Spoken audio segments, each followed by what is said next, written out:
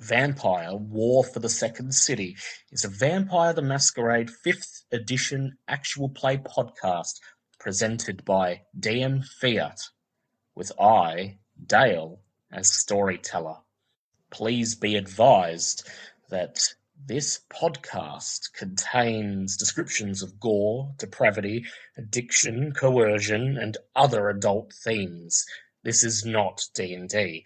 This is a game where we play monsters of the night who do monstrous things.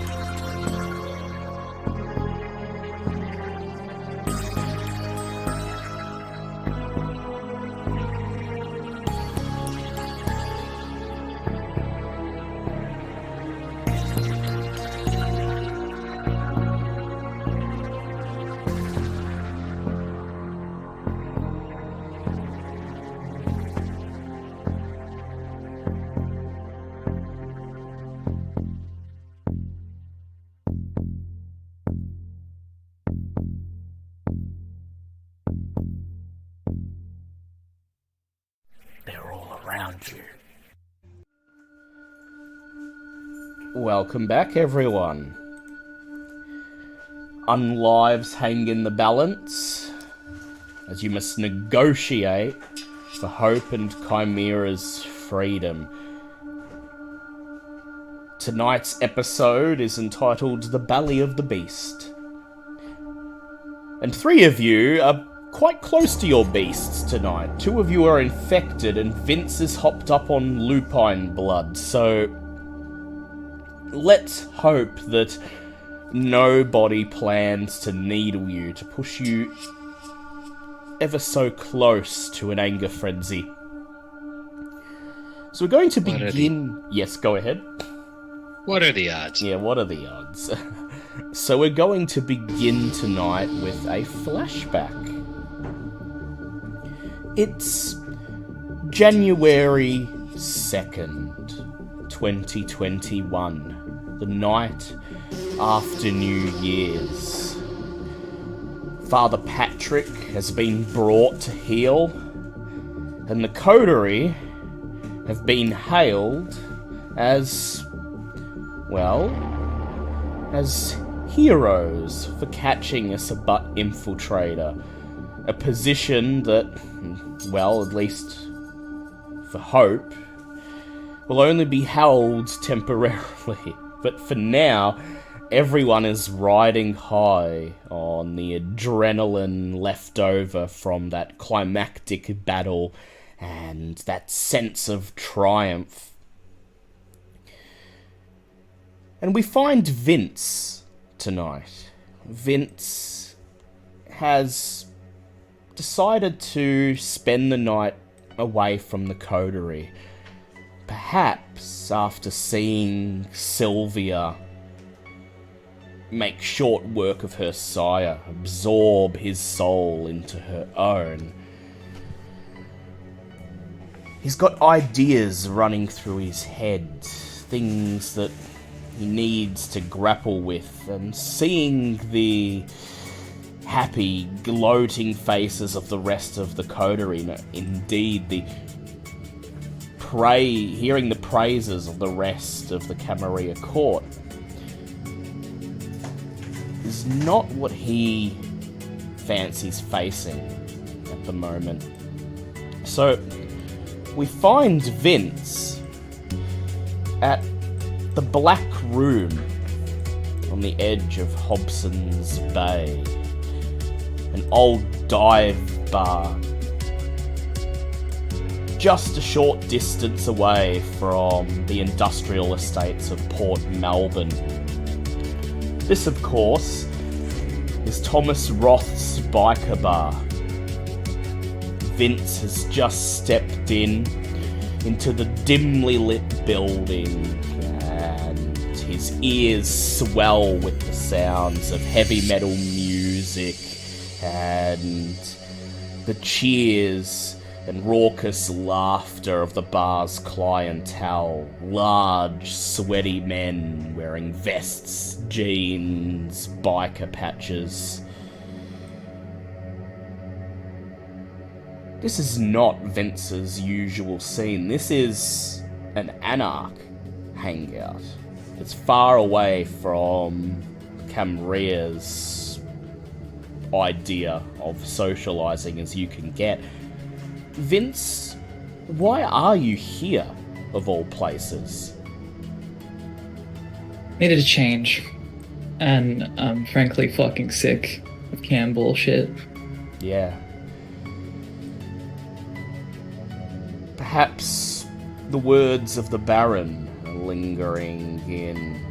lingering in your mind. She didn't seem too impressed with you when she saw you. In fact, she made quite a show of using her dread gaze to root you to the spot right there in the theatre. But despite that, she was impressed enough to declare you an honorary anarch, a status that Vince didn't think he would ever relish.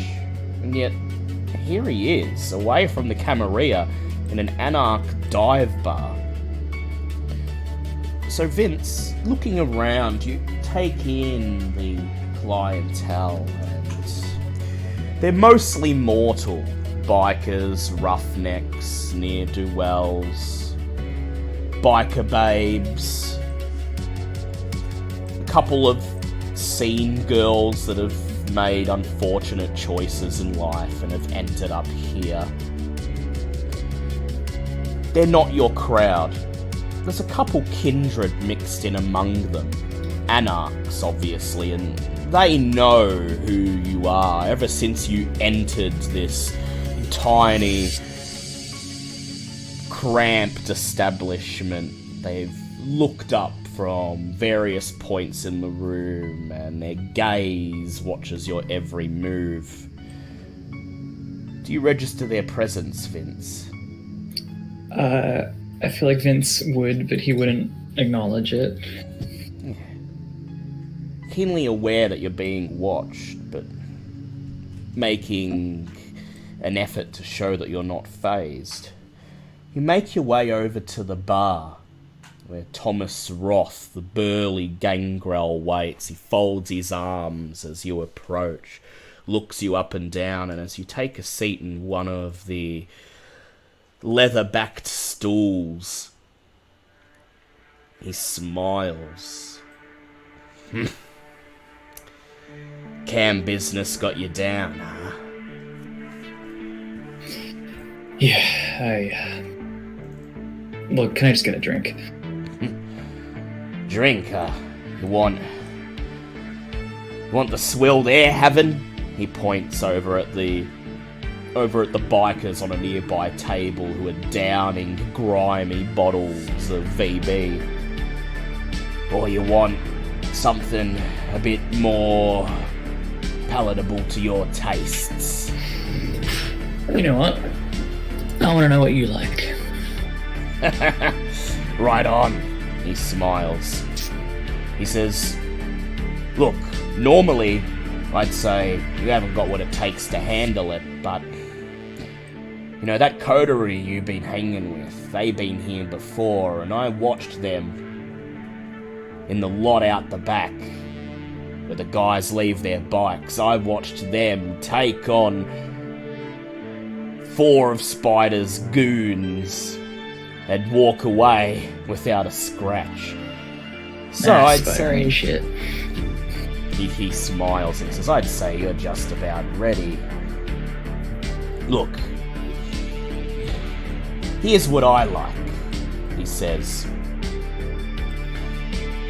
Reaches under the bar and he pulls out a grimy glass. He slams it onto the counter.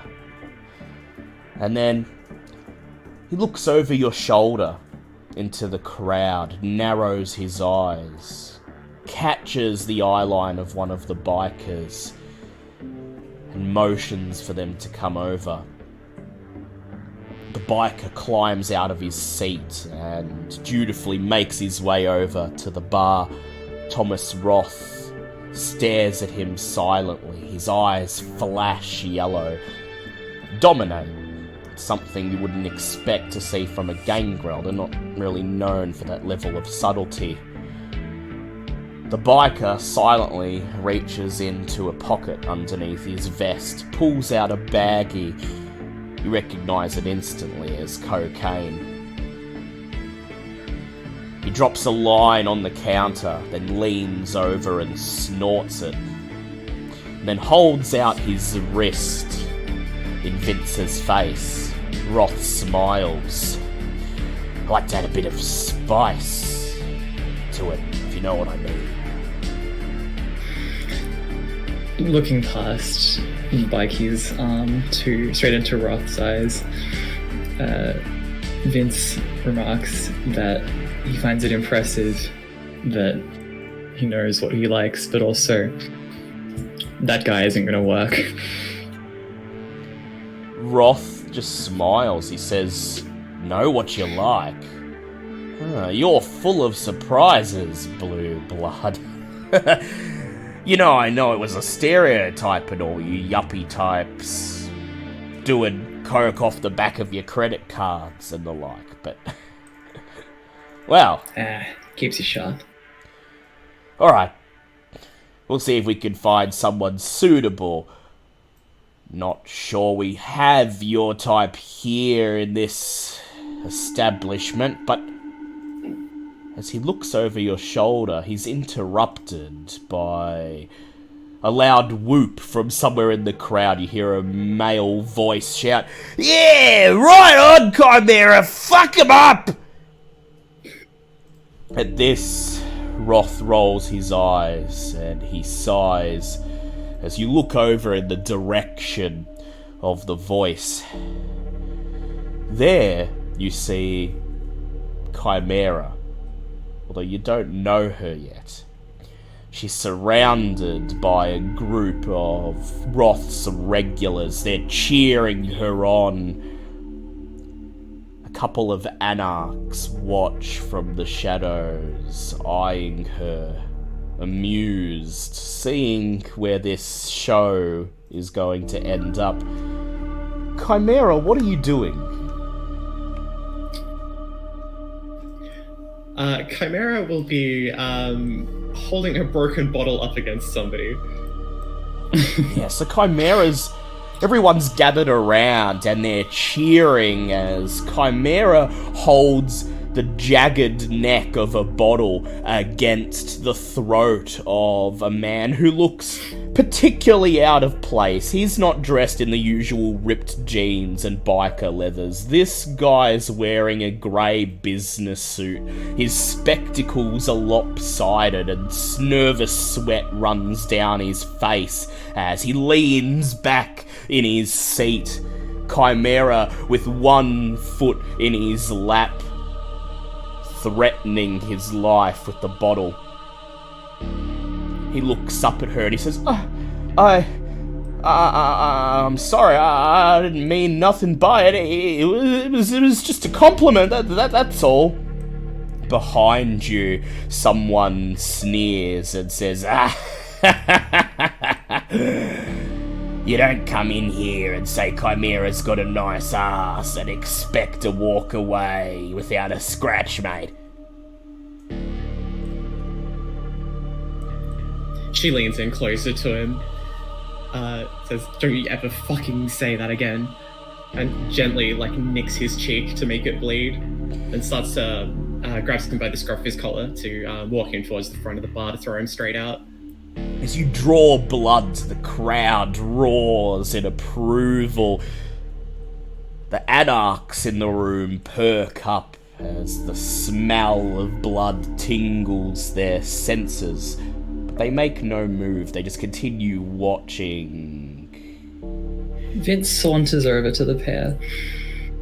As Chimera hoists the man out of the seat, holding his scruff and prepares to lead him away, Vince, you approach. Chimera looks past the whimpering mess in her hand, and she sees you. Chimera, you see Vince for the first time, dressed in his pale blue dinner jacket. He's obviously kindred, but he's no anarch. He has the word Cam stamped all over him, and the moment you see him staring at you, you feel an irrational anger begin to build inside you. She barks at him. This isn't one of your fuckers, is it? No, but I was wondering if I might be able to take him off your hands. She looks astonished and a little bit sick. What, you want the fucking doggy scraps? You know, being nuts. Fine, fucking have it your way. And she shoves him towards Vince, hoping desperately that it knocks him over. It probably won't, though. The man roll it? gasps as... No, we won't roll it. The man gasps as he's thrown into Vince's hands. Vince stumbles, and Chimera, you think he's about to fall over for the moment. You're primed to laugh. But he stands firm. He just grabs the man by his shoulders. And as the man whirls around and looks into Vince's face, he opens his mouth and he stammers, You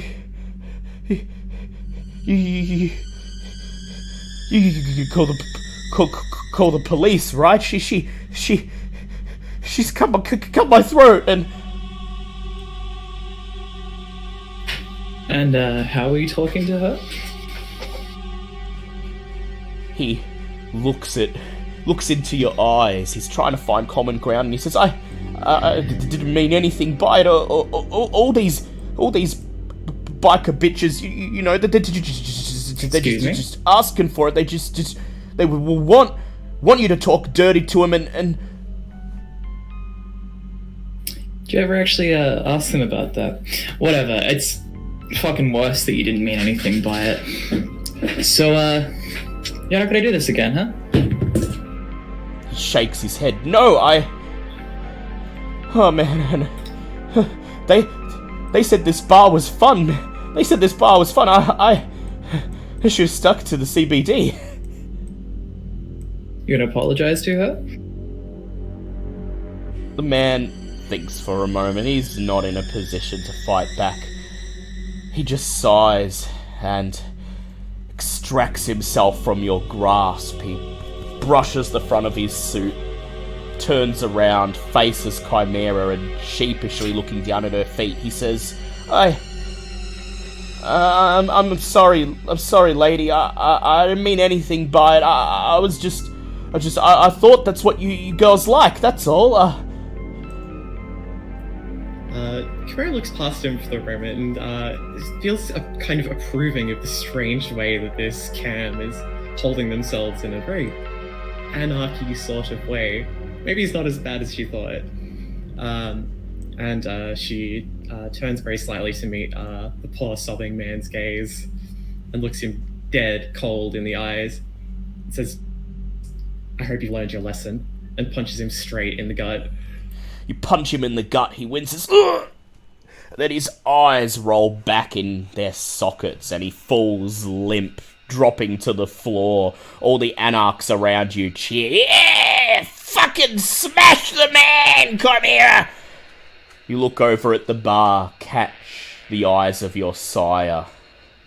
He rolls his eyes, and then Thomas Roth smiles. Vince and Chimera are getting along. Who would have thought it? We skip forward to tonight.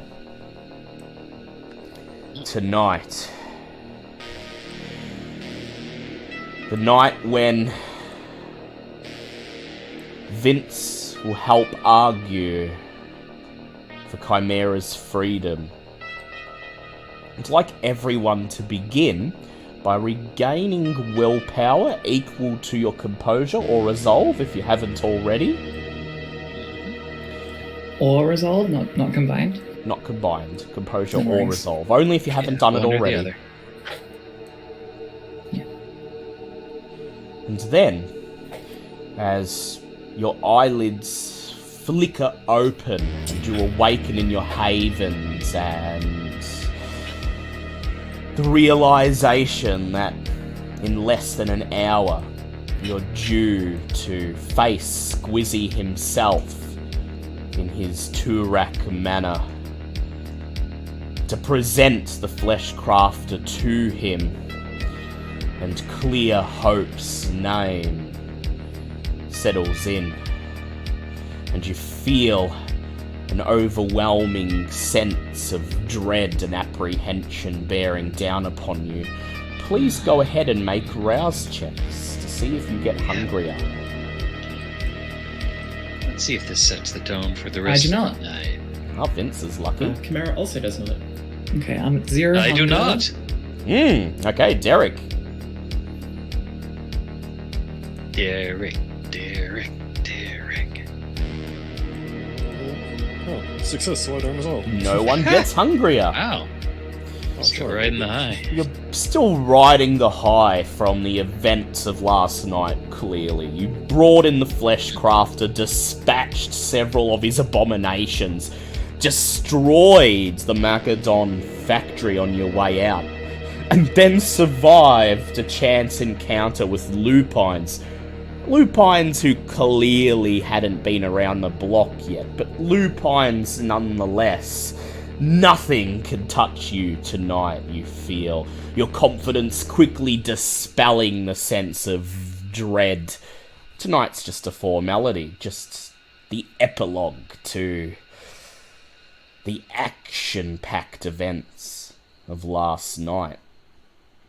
Vince, as you open your eyes and sit up, you're confused. The first thing you register is you're not lying in your bed, in your bedroom, in your apartment. You pat the ground and realize you're lying on a mattress. Mattress that's just laid out on concrete. Your eyes adjust to the darkness. And you realize that you spent the day sleeping in Chimera's haven, her storage locker, scantily big enough for the mattress you're sitting on now, and an assorted collection of her belongings, either stuffed into a metal footlocker or scattered around, sitting on makeshift shelves made of overturned milk crates. Chimera's already awake. She's standing in front of the roller door that serves as the entrance to the storage locker, and hearing you rise, she looks over her shoulder and smiles. Shit, haven't done this in a while.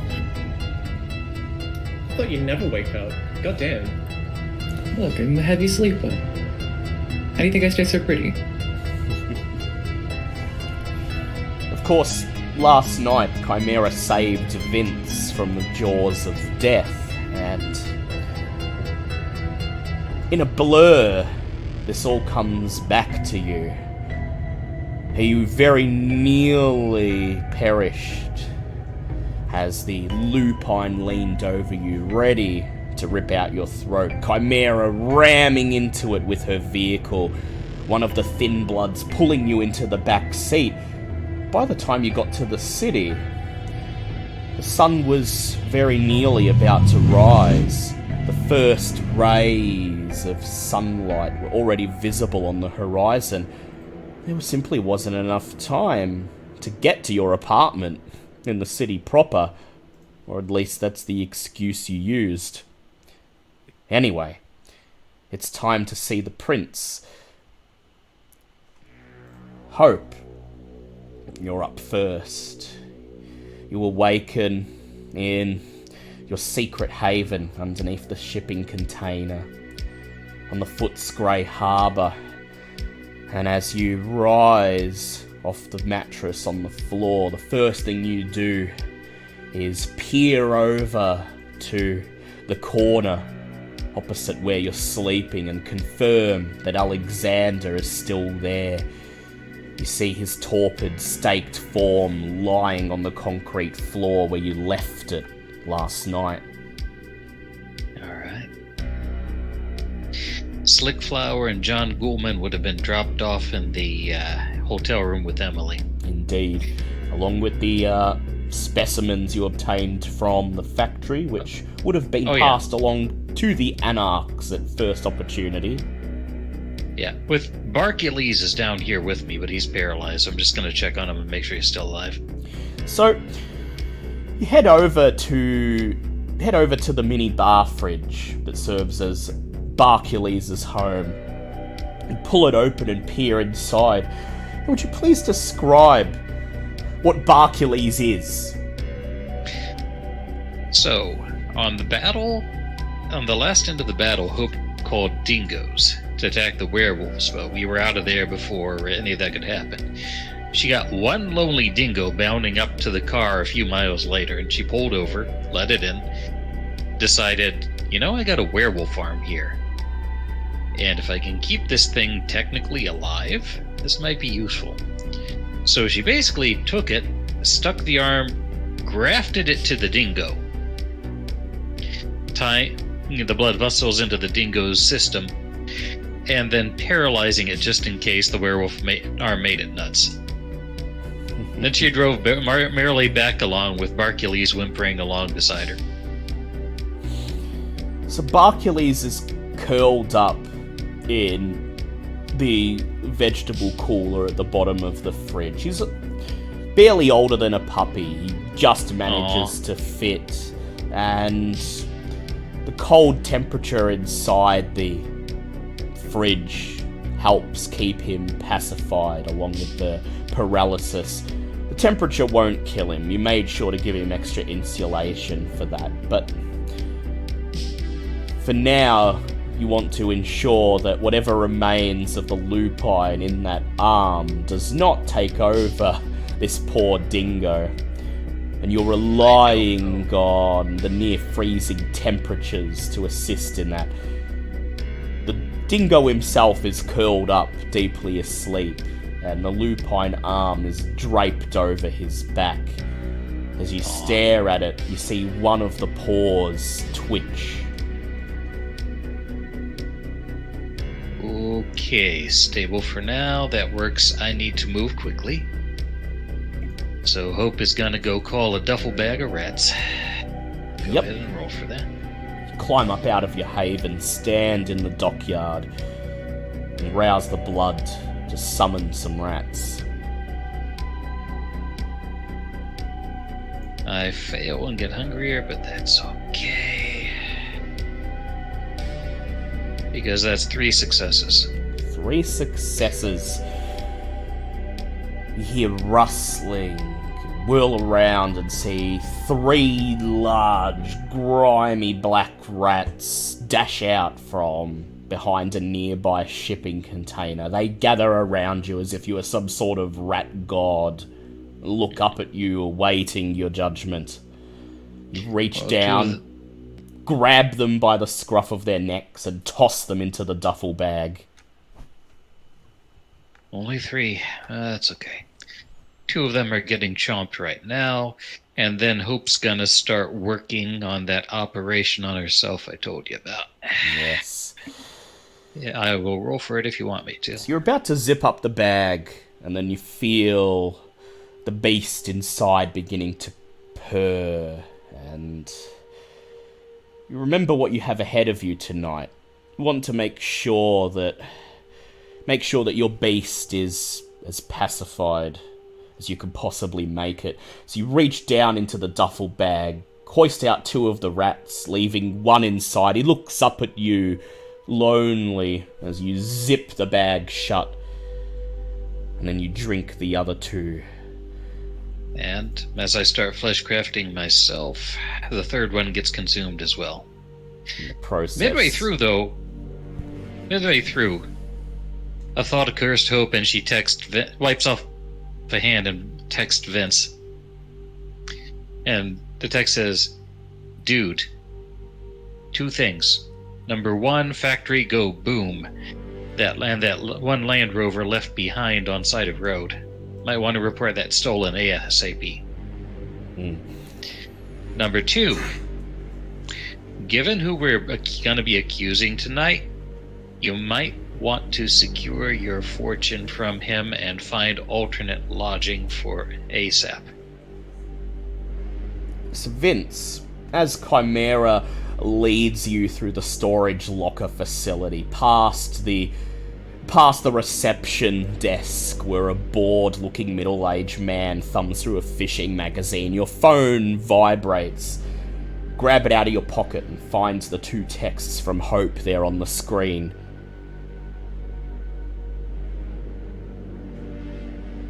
Vince just quickly sends back a thumbs up emoji.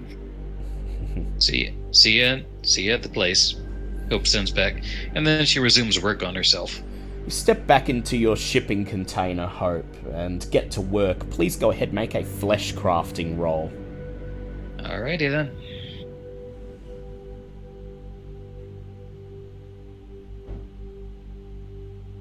Seven successes. 7 successes. Your flesh warps at your touch. You become a master at this by now. The one thing your sire said that you agree with, as you shape your body, it only takes a few minutes, and when you step out of the shipping container into the dockyard once again, it is done. Would you like to describe what you did to yourself? Oh yeah. The side of basically a good chunk of her internal organs have been scooped out and replaced with a takeout box. A shunt has been fastened at the base of her stomach, at the top of her stomach, that's activated by twisting a tooth. When the tooth is twisted, any blood consumed will go into the takeout box. And there's a small flap for easy removal and replacement that could be mistaken for a scar. The same surgery you conducted on Sylvia, more or less, but done with a little bit more care and expertise now that you have some more experience under your belt.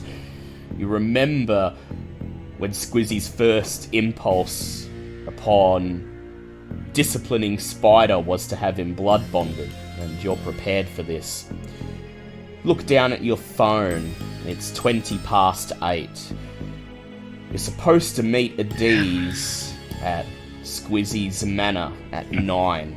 You've got about half an hour to handle any last-minute arrangements. I think I'll just review the footage that Emily edited to make sure it does what we want it to. You check your emails, find one from Emily that was sent at 4:30 p.m. Emily, of course, hasn't slept through the day. She's spent the daylight hours editing the footage to your stringent requirements, removing the confrontation with Spider entirely, making the footage open with the fight against the lupines to hopefully so that the action will pique Squizzy and Larson's interest, and then the raid on the factory pretty much left intact. You quickly zoom through the footage, not watching the whole thing, just skipping ahead in 5-minute increments. You get to the end of the footage, and she's done a pretty decent job at leaving in the relevant parts and removing anything that could potentially incriminate you, particularly the attempted diablerie. Yeah. I'll check in with her too while I'm doing this. Just hang tight, rest up. Things go well, I'll be back to deflower Slick shortly. As you send it, you look over your shoulder into the shipping container where the Slick flower sits right next to the hatch that leads down into your haven. You've put it in a plastic black plant pot and everything, and unless someone were to go up close and look at it, it looks like someone's just set up a pot plant inside the shipping container. Yeah. Emily sends you back a thumbs up and a smiley face, along with the words, "Good luck." Thanks. Surprised Emily doesn't want to deflower him. She probably does in her own way, but not in this form. Crazy. Well, alright, I don't judge.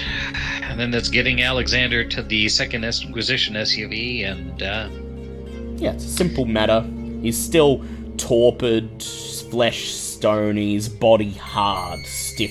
You hoist him up and carry him like a garden ornament over to the SUV, throw him in the back, and then slam the boot down on top of him.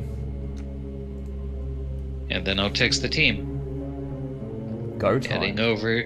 Heading over to S's. We cross to Derek. Derek, after you awaken, you head out to the front of your haven, the front of your little church, and your flesh still burning with pain from the aggravated damage that you suffered last night.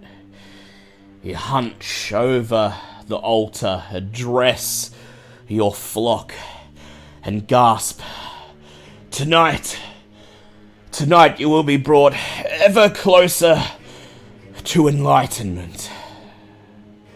They lean forward, hanging on your every word. And do you attempt to rouse the blood to heal your aggravated damage?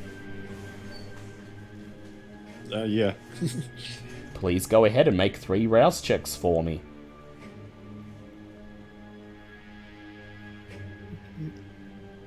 First one's a success. Second one's a success. And third one's a fail. Third one's a fail. So, up to hunger 2. Clutching the altar for support, you close your eyes and will the blood to work its magic. It takes a few minutes, but you feel the pain begin to dissipate. And then you peer down, looking down the hem of your trench coat, your new trench coat. Your old one was destroyed, but luckily you've got a whole wardrobe of identical ones in your haven. You peer down and you see the gashes and the scratches left after last night have faded away. The aggravated wound is healed, but your beast rumbles in the pit of your stomach. Yes, pain. Pain brings hunger, and hunger means more pain. Do it! Take one of these sheep and show them what enlightenment really is. You grit your teeth and you summon the members of your flock forwards. And one by one bid them to give you their gifts of blood. As you lick the last traces of blood from your lips, you smile, peer down at your flock seated in the pews, and you say in a soft, purring voice, yes, enlightenment grows within each of you. Even now you can feel the seeds of it, the warmth growing within your bodies, the feeling that God is rewarding you for your gift. They bow their heads in contemplation as you turn and exit into your secret sanctum, just in time to receive the text from Hope. Your phone beeps, reach down, pick it up, see the text. Heading to Etters, see you soon. Are there any last minute things you would like to do before heading out to Squizzy's Haven, Derek? You're probably the person who's closest to Squizzy's Haven, so you won't have to travel far, which means you have a solid half hour to conduct any last minute business before you leave.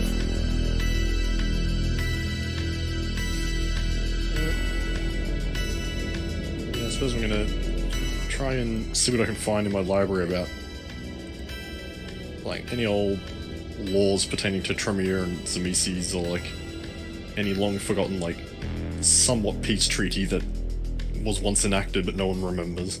So, as you awakened tonight, the first thing that popped into your head was Hope. Specifically, what Hope is to face tonight, and if she is successful at arguing the case that the Fleshcraft is the one who should be blood-hunted in her place. What she may be called upon to perform. She may be called upon to perform diablerie on Alexander. And you remember Sylvia, after she diablerized her sire, how cold she became. How she no longer wished to spend her nights with the coterie. How she became uncaring to the coterie's plights. Began to harbour a strange disregard for mortal life. And something within you stirred, Derek. And you decided that you would do whatever you could to free Hope of this burden. It doesn't occur to you at the time, but this is likely because you drank Hope's blood last night in the midst of your hunger frenzy. You're already bound by the Vaulderie, and drinking that blood brought you one step closer. You're effectively bloodbound to Hope at this moment. And so, you head into your library, begin poring through your exhaustive collection of texts, some of them older than the Chantry itself, trying to find anything you can that harkens back to the early days of your clan, the time when they were still hunted by the Zemesi, at war with them, when they were still usurpers of the blood. So please go ahead and make for me an intelligence plus academics or occult check. You may add an extra dice because of your library perk. Cool. And my herd would have set me back to 1, wouldn't it? Yes, your herd has reduced you back to hunger 1.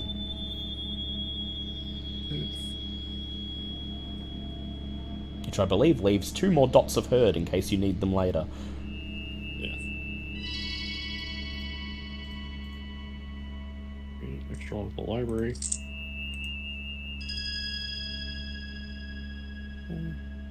Oh, would my history academic specialty wouldn't apply to this, would it?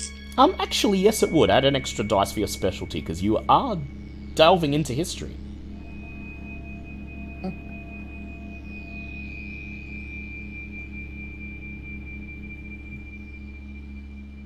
Here.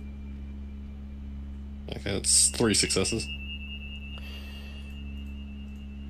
You start to feel your heart sink. The antique grandfather clock that sits at the edge of your library ticks away. Tick-tock, tick-tock, and it draws ever closer to the time when you're supposed to be meeting Squizzy. You're about to give up until you finally, with only a couple of minutes to spare, find something tucked away in the reaches, the furthest reaches of your library, in amongst the most esoteric texts, you find a copy of a piece of the charter written for the very first chantry in Vienna. Only a single page, and yet this single page carries exactly what you need. It's a treatise on the ongoing war between the Tremere and the Zemisi, and it states a clause of self-defense approved by the, at the time, newly established Camarilla, that if a Zemise enters a domain recognized to be held by the Tremere and makes an attempt on the life of a Tremere, then that Tremere has the right, essentially, to take that Zemisi's existence into their own hands, and may diabolise them as a fitting punishment. It was thought, according to this treatise, that this would discourage Zemisi from launching further attacks on Tremere. After all, being diablerized by a usurper would be the most embarrassing form of demise possible, at least for the Zemisi of the time. But furthermore, it would allow the newly established Tremere clan to strengthen their blood, for their elders to consolidate themselves and become equal to those of other clans within the Camarilla. You smile as you fold up this ancient piece of parchment, slide it into one of your pockets. This will serve you very well tonight, you think. Then you step out through the old loading bay entrance into the parking lot behind the supermarket and approach your car. It's time. Vince, as you drive in the Chad car, thankfully spared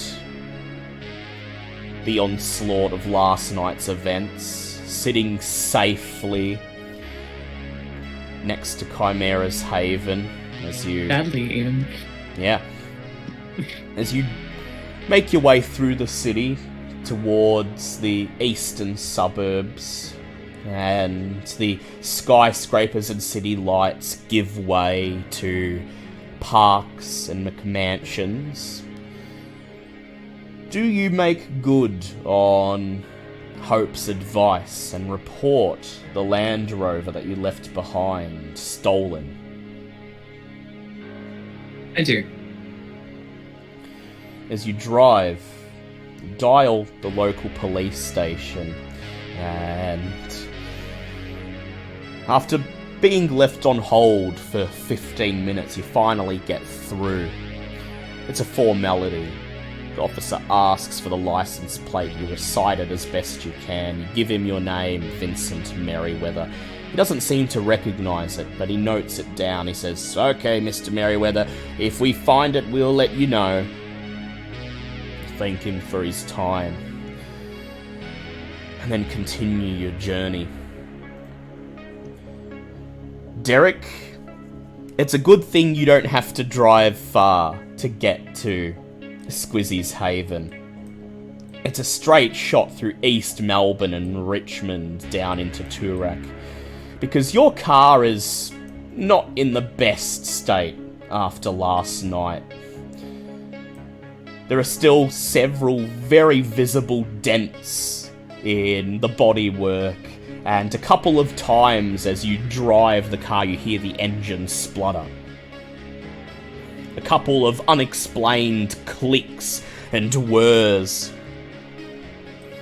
in the machinery, and at one point you're very certain you can smell petrol from inside the car. And so you find yourself sighing with relief as you turn into Lawbringer Court on the very edge of Turak, where the very richest residents reside, and see Squizzy's manor at the very end of the street. You see Hope's Black Second Inquisition SUV and Vincent's Chad car turning into the street from the opposite side, and the three of you travel parallel down it towards Squizzy's mansion. The wrought iron gates slowly open as you approach. A bored-looking guard in the gatehouse nods in acknowledgement as you make your way up the long, cobblestoned driveway towards the house itself. You park your cars next to the black limousine that's already there in front of the house. And then you step out, your boots crunching down onto Squizzy's front patio. You nod at each other, quietly wishing each other luck tonight. And then you approach the thick wooden double doors. Hope reaches out, grabs the brass knocker, and knocks twice. Oh, and there's a sleeping bag she's been dragging behind her. Yes. Sleeping bag lying on the concrete behind her as she knocks once, twice. And then the double... Planning on staying the night? Oh no, but Alexander isn't leaving here, so I thought I'd give him something comfy. It's nice of you. The double doors creak open, and you're soon face to face with Standish, Squizzy's ghoul, dressed in his grey tailcoat and slacks. He nods, he smiles, and he says, just on time. Everyone's already here waiting for you. Come along, come along. I look at the others as I pick up one into the sleeping bag. Somebody? Vincent makes no move. Yeah, Derek moves to help out. Yeah, Thanks, Derek steps forwards, hoists the sleeping bag off the ground, throws it over his shoulder, as you all follow Standish into Squizzy's lavish entrance hall. It's pretty much the same as last time you were here, Hope and Derek. Red carpet still welcoming you to the estate. Expensive paintings and objects of art displayed on the shelves. The floorboards polished to a mirror sheen. Standish says, "The audience will take place in the parlour tonight. It's quite a bit larger than Master Squizzy's study, and Master Taylor wishes to ensure everyone is comfortable tonight. Plus, there's a television there, and the seneschal has something that he wishes to show everybody in attendance tonight." As he leads you down a hallway past a series of expensive oil paintings, most of them reproductions of Sidney Nolan's, depicting an esoteric range of Australian icons, from bushland to racehorses to bush rangers, predominantly Ned Kelly. Standish looks over his shoulder at you several times. He says, "The Primogen are all in attendance. Well, save for Lady Maria, of course. The Sheriff and the Scourge are also waiting, and the Sheriff's sire, Lady Alia, is in attendance tonight. I believe she insisted that she be present when Master Taylor arranged the meeting. Most interesting, we don't usually get to see her, in a social setting at least. I'm sorry, he says, and clears his throat.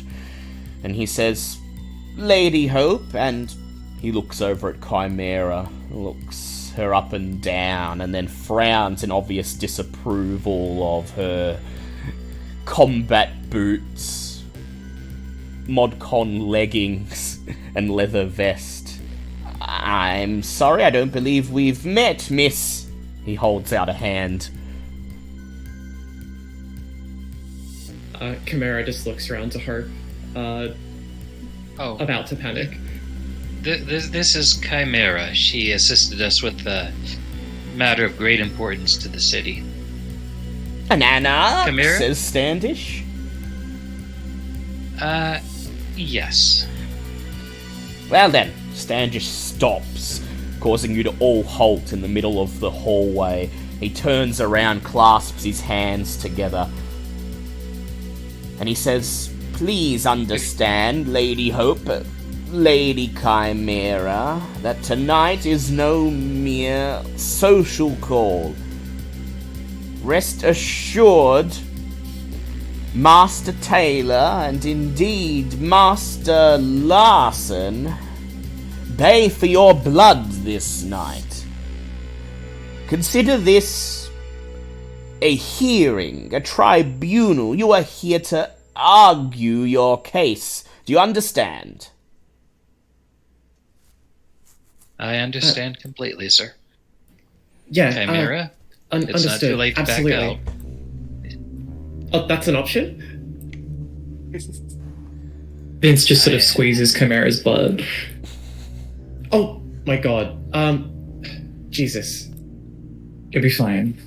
Standish looks over at Vince, narrows his eyes in ever-increasing disapproval, and he says, That is to say that tonight you must be extra respectful of the traditions and of the expected etiquette when before the prince. Your behavior will be part of what determines whether you leave here tonight. Do you understand? Completely, Mr. Standish. And thank Vince you just for stares him in the reminding us of eye. that. Ordinarily, I would simply lead the master's guests into his sanctum, but I understand you are still reasonably new to this, and well, last time you were here, you seemed as if you were useful assets to the prince, and so I feel it is my duty to provide you with fair warning. You are doing your duty very well, Mr. Standish, and it is greatly appreciated. Oh, I presume you, fed before you arrived, he says as he turns around and begins to lead you down the hallway once again, his footfall soft on the red carpet. I did, but I wouldn't say no to a glass of something if you have something to spare. Make it two. Master Taylor will have refreshments. He is, of course, as ever, a good host. And indeed, if you can partake of them, it will show the prince that, even given the circumstances of tonight's meeting, that you are good guests who respect the host's hospitality. I do. Finally, you come to a set of mahogany double doors.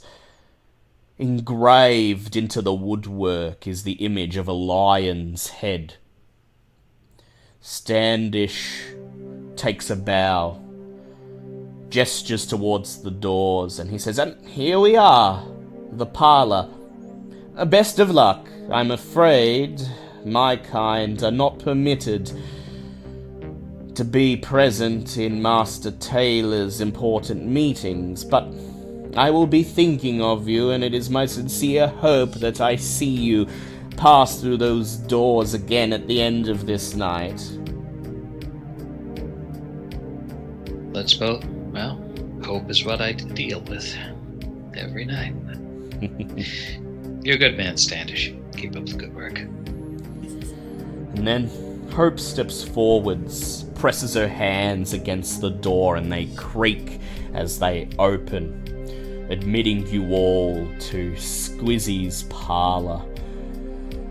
Follow Hope over the threshold, Derek still with the sleeping bag containing Alexander slung over his shoulder.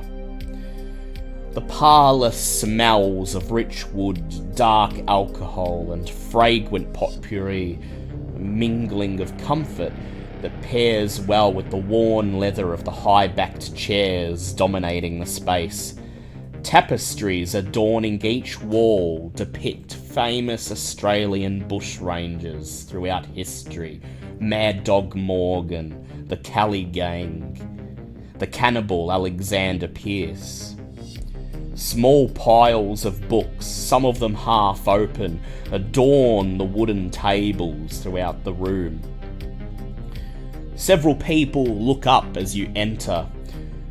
You instantly recognise Squizzy. He's seated at the very back of the room in a chair, a big leather-backed chair that's twice the height of all the others, his arms folded. He silently watches you enter the room. Standing to his left is Larson, his mouth twisted in anticipation for what he expects to be a night of bloodshed. And to his other side, Specs and Martin both stand, each of them dressed in black form-fitting suits, earpieces squirreling from their ears down the hems of their jackets. Some of the chairs are already occupied by the other guests.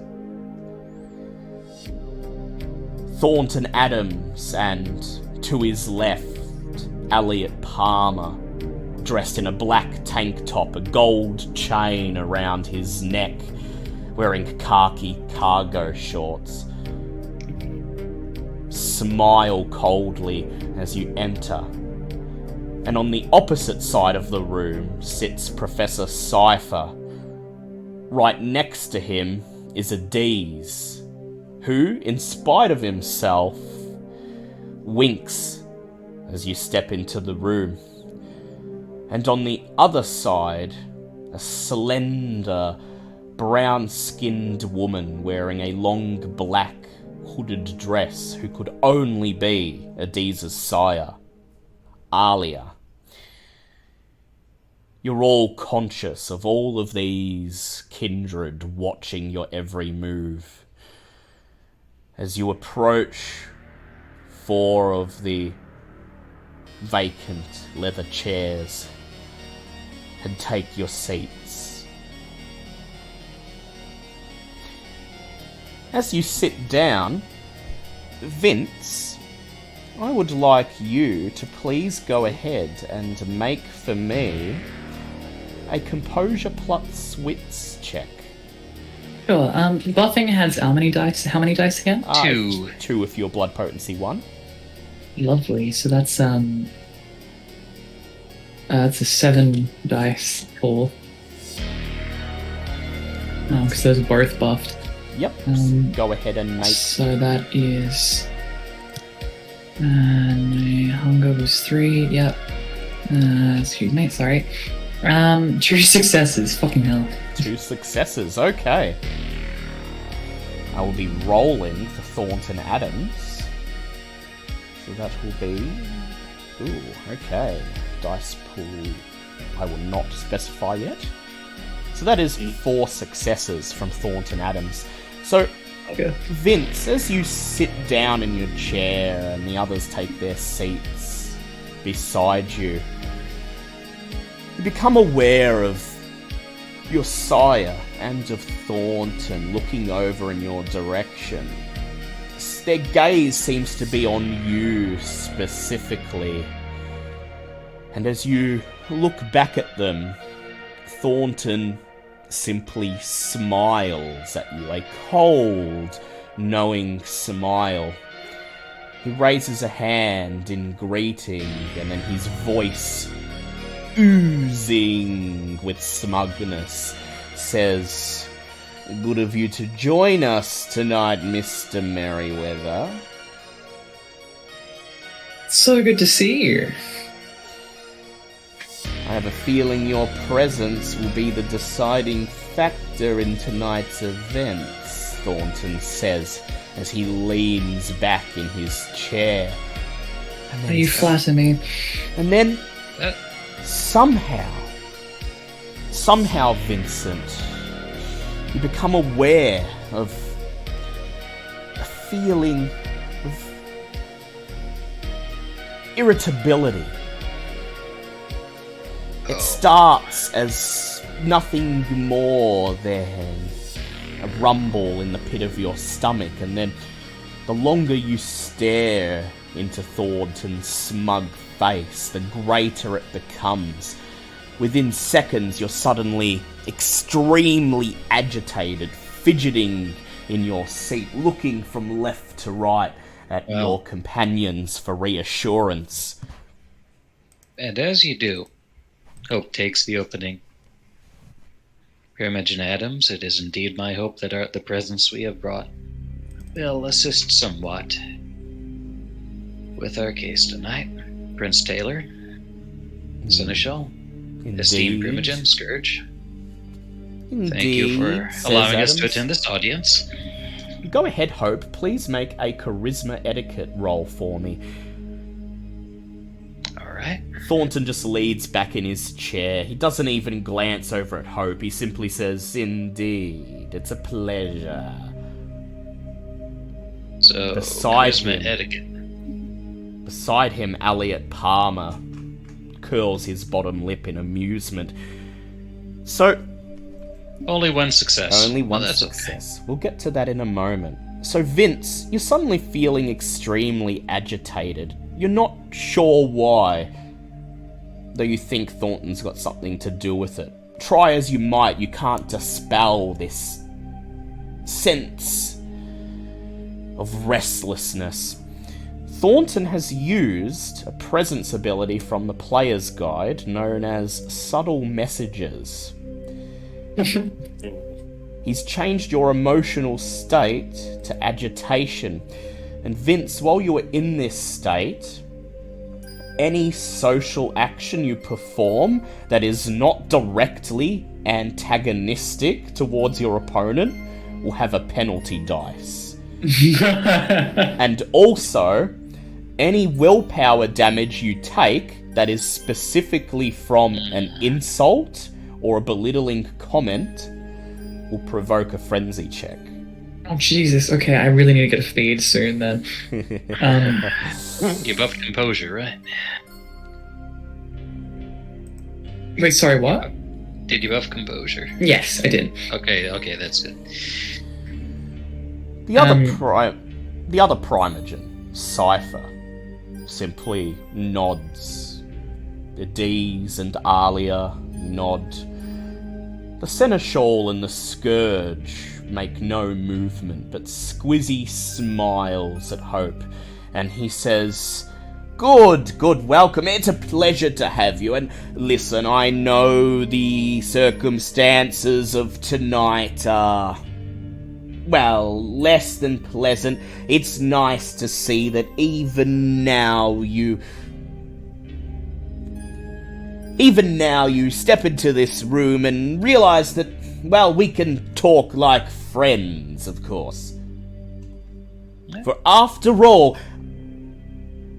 even though I may be your prince, I'm not just a mere authority figure. I understand the little man, and I understand what you must be feeling tonight, and I hope we can clear this up as friends.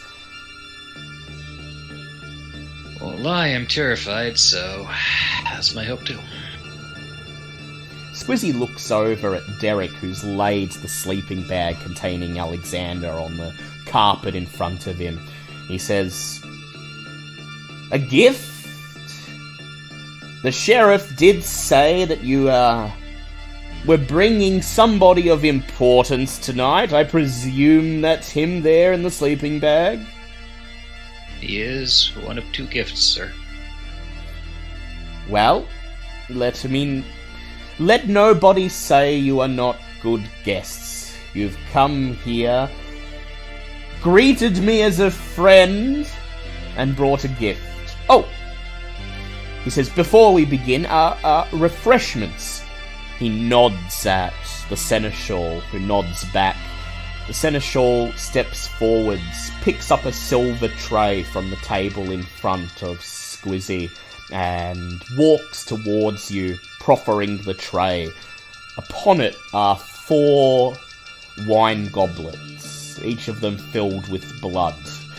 The blood looks, at this stage, to be quite stale. There's a thin layer of dust beginning to settle on the surface. I will gladly take one and drink it without hesitation. Derek? Chimera's... Chimera? I was gonna say, Chimera's gonna lean over to Vince and say, "Is this safe? We're not gonna get, poisoned or something, are we?" Vincent looks at them and, with a withering smile, asks, "Would there be any vessels at tonight's events?" Please go ahead and make for me, Vince, a charisma or manipulation plus etiquette check. 10 dice. 10 dice. Critical 7. Critical 7. Derek, do you partake of Squizzy's refreshments? Yeah, Derek will take one and not down it too quickly, but he'll just drink from it slowly. So Hope and Derek, you lift a wine glass off the tray, bring it to your lips, and take a sip of the blood. There's almost no taste to it, and your beast roars in disgust as you force it down your throats. "What is this?" says the voice in your minds. "This disgust, I want real blood, real nourishment." It provides no nourishment to you whatsoever, but you're keenly aware of Squizzy and the others watching expectantly. Squizzy nods in approval as he sees you swallow the blood. He then looks over at Vince and he says, "Ah, right, Ventru. Well, I did have a vessel brought in tonight for Thornton and Palmer here." He looks up towards the door and he calls out, "Standish! Vessel, please!" And then Much appreciated. there's silence for about 30 seconds. During this time, you're well aware of Thornton and Josiah, both still staring right into your face. They haven't let up for a moment, and you're still fidgeting, looking from left to right, and the feeling that you just want to get up and run out of the room is growing stronger and stronger. The mahogany doors open and Standish shuffles into the room. In his hand is a silver goblet. He hands it to you, Vince. And the smell of blood that emanates from it is fresher. Standish nods and then turns, exits the room, pulling the door shut behind him. Raise this goblet to your mouth, Vince, and take a sip. It doesn't taste as good as it should. It's been removed from the vessel for quite some time, but the vessel themselves must have been suitable, as your beast does not rebel against it. As you force the blood down your throat, feel your beast rumble in a mixture of contentment but also apprehension, and you may decrease your hunger by 1. I'll have to do it. This also has go the on. effect of forcing some of the werewolf blood out of your system. Not all of it, but some. Chimera, you were left with the seneschal standing in front of you with the silver tray. Just quickly, Yep. what does that do to the frenzy check doubling? So that will just reduce it from doubling it to a simple +1 to the difficulty. That's much better, okay. Yeah.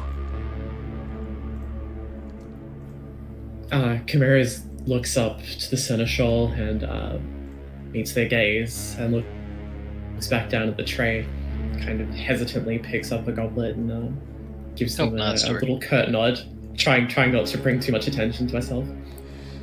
You sip the blood, Chimera. It is the most disgusting blood you have ever tasted. It tastes like mud, like earth. And you struggle to hide the look of disgust that appears on your face as Specs nods, turns around and carries the silver tray back to Squizzy. Well now, says Squizzy. Pleasantries have been concluded. You've all been fed, and might I say, I do appreciate that you're all such good guests, even when, well, your life depends on it. To his side, Larson sneers and snickers under his breath. He says, we'll begin with the formalities shortly, but first, he looks towards Specs. Specs nods and says, this will be of interest to you. He turns, reaches into his pocket and pulls out a television remote. He points it to an LCD screen that's attached to the wood panels on the wall and presses a button. The image of a grey-haired newsreader appears on screen. He shuffles the papers in his hand, looks towards the camera and says, we now return to tonight's top story. As many as 30 people have died in an out-of-control blaze at a vaccine production facility in South Bendigo.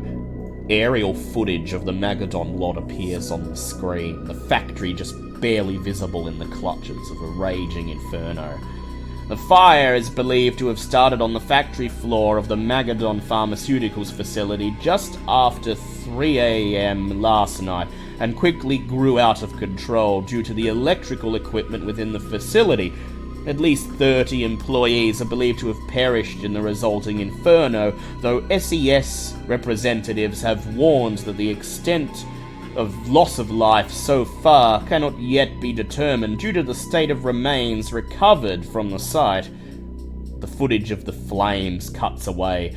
Men and women in yellow high-vis vests sort through smouldering rubble as a stern-looking middle-aged man surveys the recovery operation. The exact cause of the blaze is unknown, though a spokesperson for the Australian Federal Police's Anti-Terrorism Task Force claims there is evidence that it was deliberate. The footage cuts to a close-up of the stern-faced man addressing the press. As he begins to speak, his name is superimposed on the screen. Federal Agent Warren Fox, Task Force Harker. We have reasonable suspicions that this was a targeted attack orchestrated by extreme elements associated with anti-lockdown and anti-vaccine movements. We've already received several credible tips from the public and from confidential sources, and have a number of likely perpetrators to investigate. The image on the screen cuts back to the newsreader. He adjusts his tie, and then he says, the Australian Federal Police declined to elaborate on the possible identities of the arsonists, but claim They are investigating several persons of interest. Specs presses a button on the remote control and the TV turns off once more. Specs folds his arms, peers at the four of you, and he says, "I presume this is your doing?" Yes, and respectfully, sir, you're welcome. Specs exchanges a glance with Martin and then with Squizzy, and in spite of himself, Larson opens his mouth and guffaws.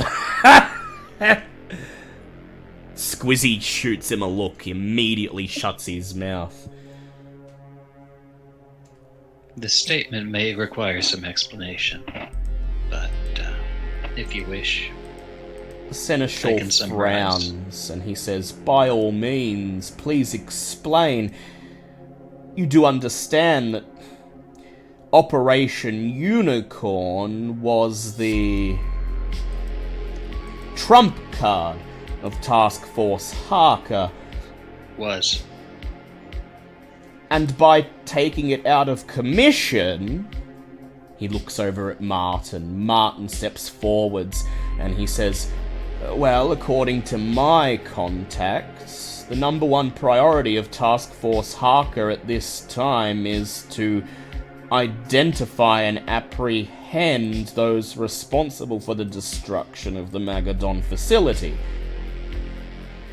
He says, I've been informed that as of the end of this week, Task Force Harker will have implemented a citywide manhunt. There will be identity checks on street corners, checkpoints on the edge of the CBD and the outer suburbs, plainclothes officers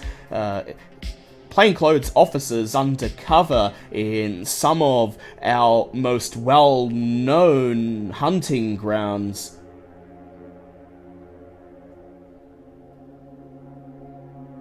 Yes.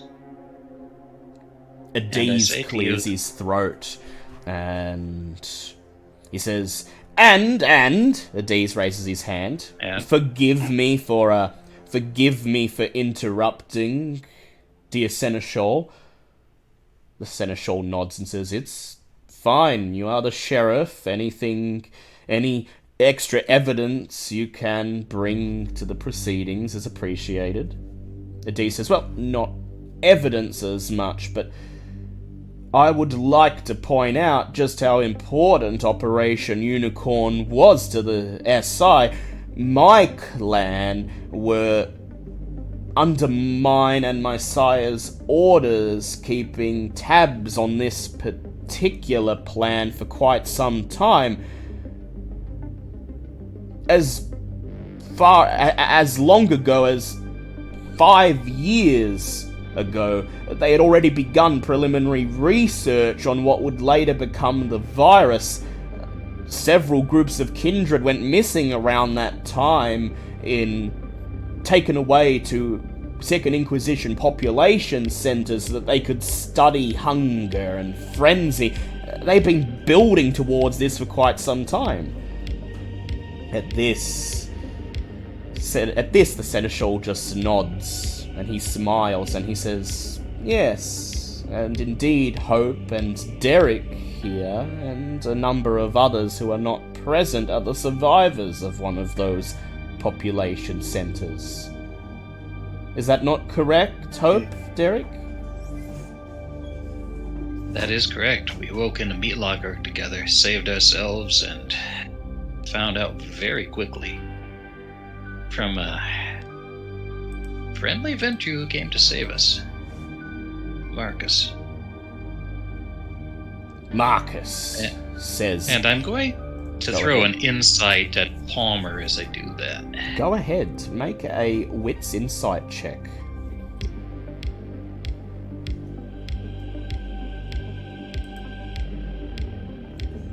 Only one.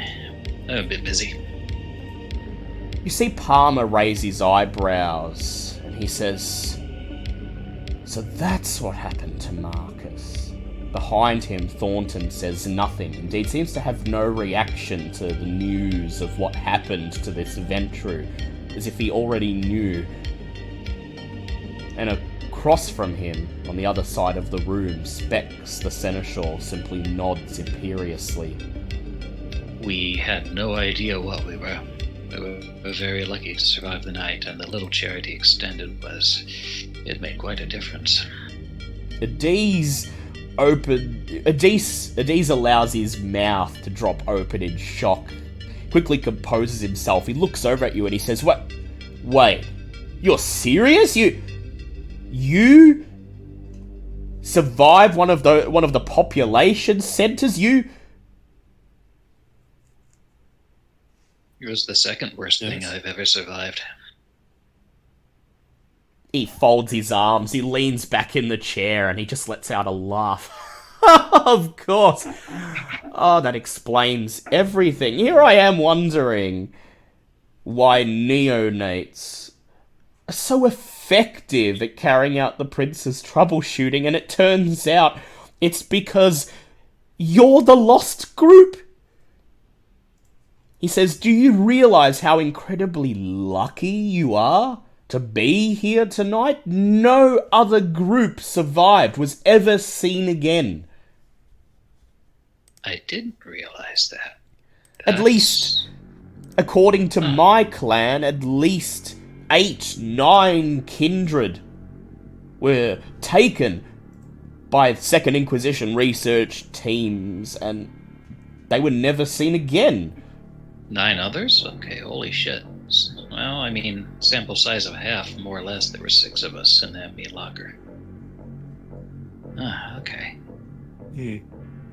If I survive this, we need to have a talk over tea sometime, Adese. Dees nods. He says, "Add it to the list of questions that I have. That's fair. Particularly for you." Of course. Behind him, I'm sorry. Beside him, Alia just silently nods, saying nothing.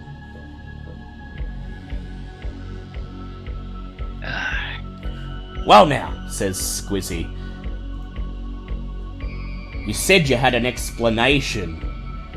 Yes. Do you mind telling us why you've brought the Second Inquisition right into our domain? Why the fuck you've thrown a rock at a wasp's nest?" Absolutely. And I have a short summary and a video record. I say pulling out both a thumb drive and a DVD, because I don't know how antiquated this stuff is set up. The short summary. Hold out the thumb drive and the DVD. Squizzy nods and Speck steps forwards. He snatches the thumb drive out of your hand and plugs it into a slot on the underside of the TV. He pulls out the remote control and presses a button. And before we play that... Yep. Before we play that, I will explain. He pauses on the first frame of the footage. I was charged with being the Plague Maker. I am not the Plague Maker, sir. That honor was given to my sire, who pursued me around half the world, as it turns out. I am what you call in the parlance an escaped shovelhead. I did not know that when I came here. But after learning more of its Meatsy bloodline, I decided to keep my mouth very shut and stay down and be a good kindred. Everyone in the room just listens in silence. You don't see any notable reaction to your revelation. Once it became apparent that another Tzimitzi was here and making a plague, I knew that I would have to stop him or I would be found out and blamed for his crimes, which is about what happened. Be that as it may, says Squizzy. No. You were charged on circumstantial evidence. He looks over at Adese and he says, "The sheriff will continue."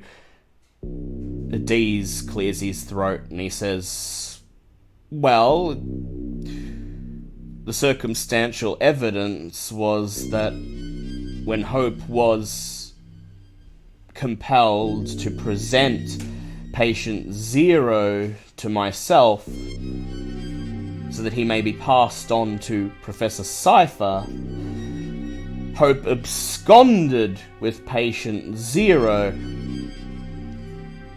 Also, it's an open secret among the court that you are, in fact, not a Kaitif, Hope, but a Zemisi. You can see how it all adds up. My first impulse was that you are the one in charge of creating the virus. After all, what other reason would you have for legging it with patient 0? He's about to say something else, and then Cypher raises a hand, and he says, patient 0, who was to be the key component to our cure that the Chantry has been researching for quite some time. A cure which we still do not have. One of our Primogen remains staked in torpor until this cure can be produced, and he peers over at Derek, narrows his eyes, and he says, and I, for one, am quite concerned that one of my own happens to be at least indirectly involved with the snatching away of the cure from under the Chantry's nose.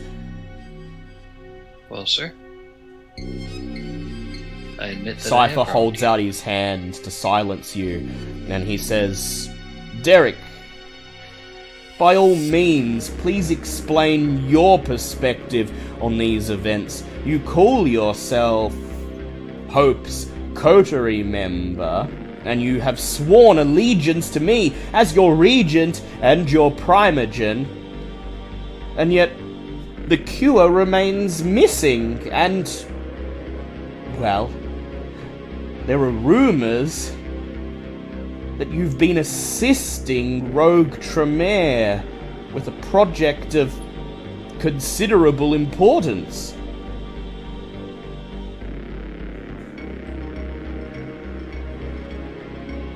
Well, I will start by saying that, yes, the Hope's betrayal was a surprise to all of us. I look ashamed. Look down. And she has owed the rest of us considerable boons in order to work with her towards taking down Project Unicorn. And yet, says Cypher, allowing his words to linger in the air, is it not true that the Rogue Tremere have busied themselves on a particularly precarious project? Is it true or is it not true that patient 0 and therefore the cure are in the hands of these anarch-aligned Tremere?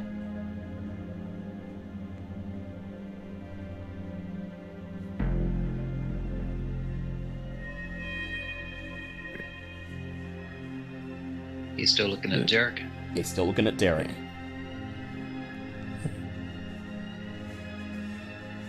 It's true that they have been, similarly to the Chantry, been making their own attempts at a cure. I'm not in the position to say what happened to Patient 0 after that night, though. They did attempt to reach out to me, but I have no idea of his location. Cypher just nods. And you have rendered assistance out of good faith? Trying to mend bridges between the Chantry and the Rogue Tremere, is that it? To that effect, yes. Yes, I was looking out for the good of all the kindred. This affects all of us equally, so I figured if we could get as many of our kind working on this as possible, it might hasten the process a little.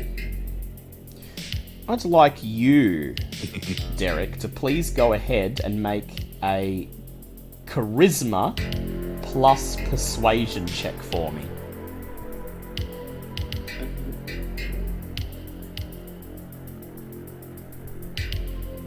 I'm 2 now, aren't I?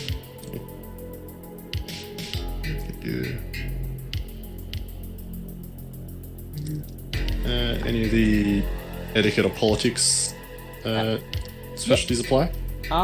Yeah, if you've got a politics specialty, you may substitute that in. You may do etiquette instead. Okay. 2 viruses.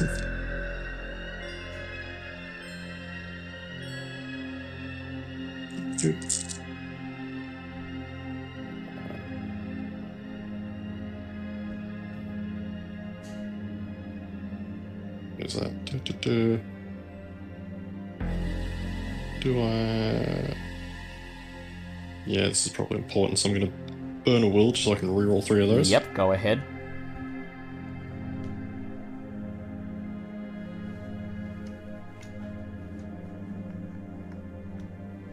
Oh, that's what I like to see. So that brings my... What was a 4, brings it up to a... so... It'll be a critical, but 3 criticals would be... Is it plus? Still just a +2? Three criticals would be at least 6. Okay, so, well, it's 6, and Yep. it's 6 total, but 3 of those are criticals.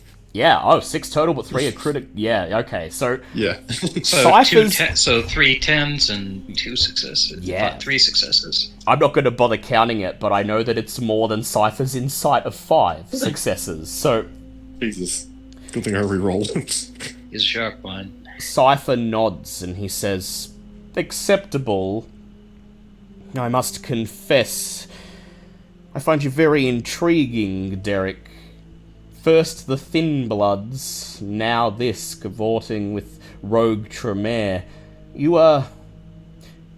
Well, my predecessor would have said that you're a troublemaker, but... Your curiosity, your ingenuity...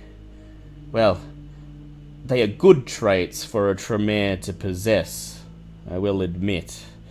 And especially one as young and as high generation as yourself." He leans back. He says, "I'm satisfied for now. Let us continue." All right. Adiz says... Continue. Adiz clears his throat and he says, Okay. So Hope sends me a message. She says she's got a plan. Now, here's the thing. Unlike some in this room, he looks over at Larson, I try to make sure that I account for all possible variables. And as a sheriff, I try to ensure that I enforce the law only when necessary. Larson just smiles and sneers in response. Adiz continues. So I gave her the benefit of the doubt. A week comes to pass, and Hope contacts me out of the blue. Says that my sire has manipulated her into going after the true flesh crafter. That my sire has used Hope and her coterie as, well, shock troops, if I'm to understand it, to bring him in. And that this whole thing, including the kidnapping of Patient Zero, was just part of some elaborate plan that, for some reason, my sire did not clue me in on.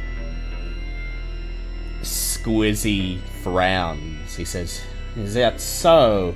He leans forward over the little table in front of him, crosses his hands together, tries his very best to make himself look as big as imposing as he can, even though it's obvious to everyone that Squizzy is the shortest stature in the room.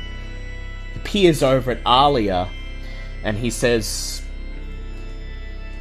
And is there truth to what your child says, Alia? Is there indeed a plan that you put into play without alerting the sheriff of...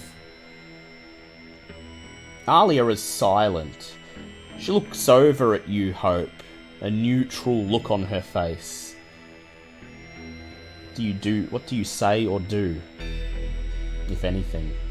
If I may continue my narrative, yes, I attempted to find my sire, but I was coming up blank until a clue fell into my lap.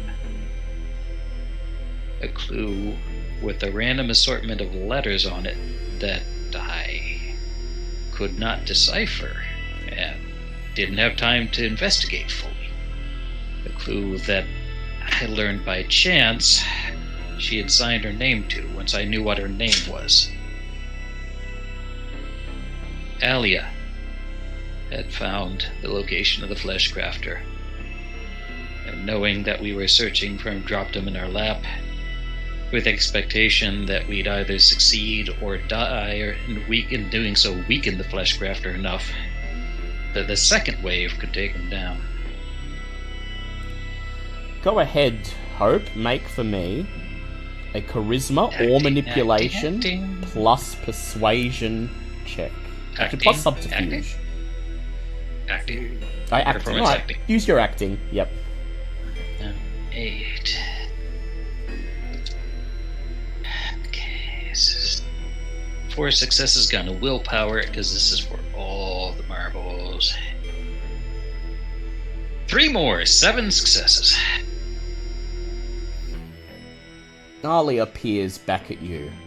Finally, she nods. She looks over at Squizzy, and she says, "It is true, for the most part.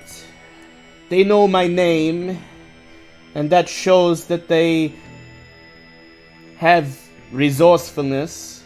After all, my name is a secret to all except those who are very influential in the court. Let that show to you as an example of how they are endeared to me. And so, yes," she smiles knowingly, "I decided to use them for the purposes of apprehending the true architect of the crisis our city has been facing." There's a look of shock on Adiz's face. She addresses him next, and she says, "Do not worry, my dear. Your position close to the prince means that some things must be kept secret, even from you. After all, is that not the duty of our clan of the Banu Hakim, to trust in what the elder has to say?" He nods. He looks over at Hope, and he says, "Clever, I'll give you that. Okay, look, if my sire trusts you, I'm willing to hear the rest of what you have to say." Well, it's very short, and then we'll go to footage. Squizzy nods, and he says, "Right, there's one thing I want to know before we continue. Patient Zero, why was he taken, and where is he now?" He was taken for several reasons. The primary of them being that I could not eliminate Professor Cypher from suspicion of working with the architect of the plague. We had found out during our hasty investigation, that the plague had a strong magical component. Who are the magical groups in the city? The Banu Hakim, the Tremere, and the Anarchs. The Anarchs were out. I have met the magical ones personally, and they are not up to this sort of thing, but the other two I could not rule out, and hearing they were working together, sir, I realized that if they were the architects of the plague, and we handed Patient Zero over to them, there was a very real possibility that there would be a whoops, and the only chance of curing this would be out the window. We found out during the raid that Professor Cypher was not, in fact, working with them, and as such, sir, returned to Professor Cypher, I have wronged you with my flawed logic. It is a logical course of action, says Alia. Is it not? You cannot blame them. Nobody was above suspicion. Cypher just nods, twists his lips into a frown. Acceptable. The lesser reason being that if somebody decided to be very selfish with the cure, I thought I could take the Anarchs. I'm pretty sure I cannot take you. Speaking of the Anarchs, says Squizzy, he peers over at Chimera, and he says, this mongrel here, clearly she's one of that bitch's servants. Why are you here? What is your stake? Says Squizzy. As I understand it, you were there when the rest of them went to apprehend Patient Zero. Now, you wouldn't have been there if the Anarchs did not have a vested interest in bringing in Patient Zero for their own ends. Camarilla screws up her face into a snarl at first and breathes and works through it and formulates a response. Well, we're all in this together, aren't we? We all want a cure, right? You say that the Anarchs are working against you, but as somebody on the inside, that's not what we want at all. And yet, you joined the coterie of your own accord. Baron Sue wasn't playing her stupid little games, trying to plant you somewhere close to the court so that the Anarchs could steal the glory for themselves and that bitch could get a hand over me. A hand over you? Nobody's mentioned you. Oh. As you say this, I'm sorry, Squizzy. Squizzy just flushes. He narrows his eyes. And he says... She is a fledgling. He narrows his eyes and you see him clench his hand into a fist. It shakes and then he slams it down on the table with a bang. Thornton Adams and Elliot Palmer both jump. And then he grits his teeth, showing his fangs, and he says, "Do you understand who you are talking to, fledgling?" Vincent sort of squeezes Chimera's shoulder and then he says, "What she means, my prince, is that no one at her station would have mentioned you. I'm sure you would have been much more high level privilege access than that." Go ahead, Vince, and please make a charisma or manipulation plus etiquette check. 1 penalty die because of the emotional state you are currently in. It is hard to compose yourself to defer to this authority figure when all you want to do is bring Thornton down, knock him off his pedestal. Messy 8.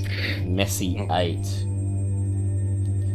So, at this, you look straight into Squizzy's face and the agitation is building. And you say your piece, but then you smile and you follow it up by saying, "After all, it would be near impossible for anyone in this city to not have heard of somebody of such large stature as yourself, my prince."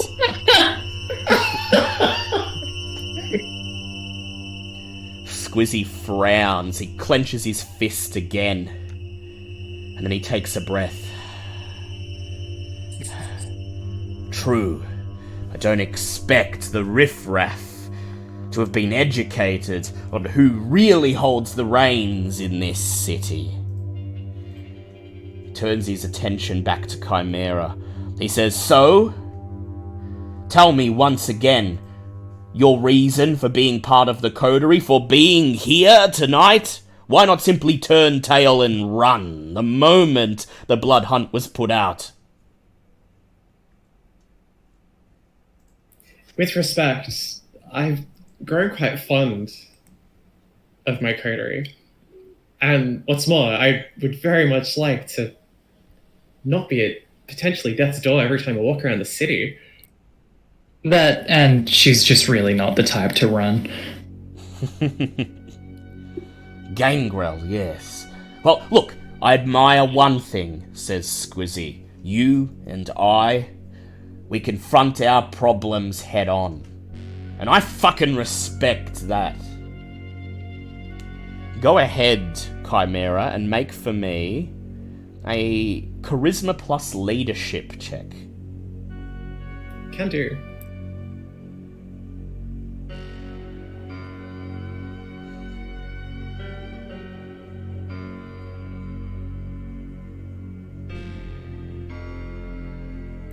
That's a total failure of 0. Total failure. Oh, Would you God. like to spend willpower?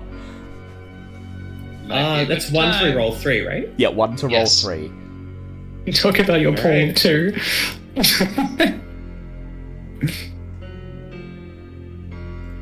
That's 2 successes. 2 successes. Okay. You reiterate once again, you're all in this together, and you feel privileged that you've been able to unite with this coterie and try to save everyone. Squizzy smiles.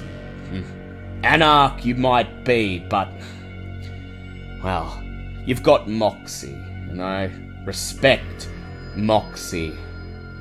You're not afraid to find the source of your problems and fucking smash it in the face. Show it who's boss. Actually, He looks over at Hope. sir, on that note, I think it's about a good time to roll footage. You see, after succeeding at our mission, we were on our way back when we were ambushed, and I just wanted to show you the trouble we went through to get back here with the package before we go to how we got the package, if that's okay. Could you, Specs? Specs nods. It'll only take a minute, then we'll go to the factory, right? He unpauses the footage. There's an image of a dark highway on the screen. A first-person view through Hope's GoPro. The convoy travelling down the highway, and then it cuts to the lupine attack. The lupines dashing out of the woods. Snippets of the fight, the parts where you could actually see what was going on, the parts that weren't just shaky camera, blurred shapes and noise. And Cutting between GoPros. Yeah. For best shots. the entire confrontation, edited into watchable format by Emily, takes about 70 seconds. And after it's done, and the first image of the Magadon factory appears, you raise your hand. Specs presses the button on the remote, pauses the footage. You survey the room. Thornton and Palmer are staring at the screen with looks of utter disgust on their face. The Banu Hakim and Cypher exchange curious glances with each other. Squizzy seems to be utterly transfixed with the footage, and Larson has clenched his fists, raised them in front of him as if he's about to punch somebody, and you see his eyes burning with passion. He looks over at you, he says, "There's more. Tell me there's more." Oh, there's more. Not of lupines, but there's more. But a few keynotes there. Chimera did in fact save Vince here from pretty much being left behind. So I was hoping that would earn her the right to walk out of this chamber afterward. And odd question, does anyone not know what uses a werewolf arm has? I still No. have that one and I'm keeping it alive for now. Noted, says Squizzy. Cypher clears his throat and he says, "Well, I think it's clear by the footage that those lupines were nothing more than whelps, probably out on their first hunt. Anything more than that, you would not be here tonight. But just the same, you were barely more than fledglings yourselves, and well, Alia says, it is a very impressive display of combat prowess, is it not? Cypher nods. He says, as for the uses for a lupine arm, I must confess that it's not an area of research I've delved into before. Well, if you'd like to, we can discuss afterward, but on to the main event, I think. Thank you.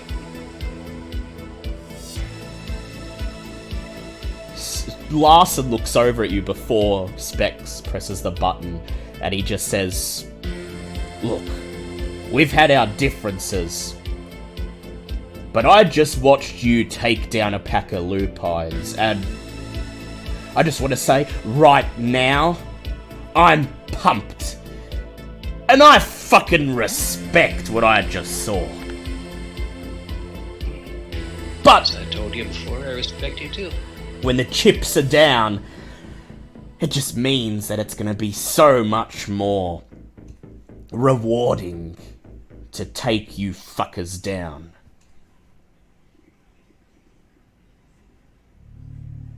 Actually, that's something I've been meaning to ask. Back on that phone call after you turned my friend to dust, I mentioned I'd pay you back. I reach in my pocket, pull out about $70 Australian. There you go. And,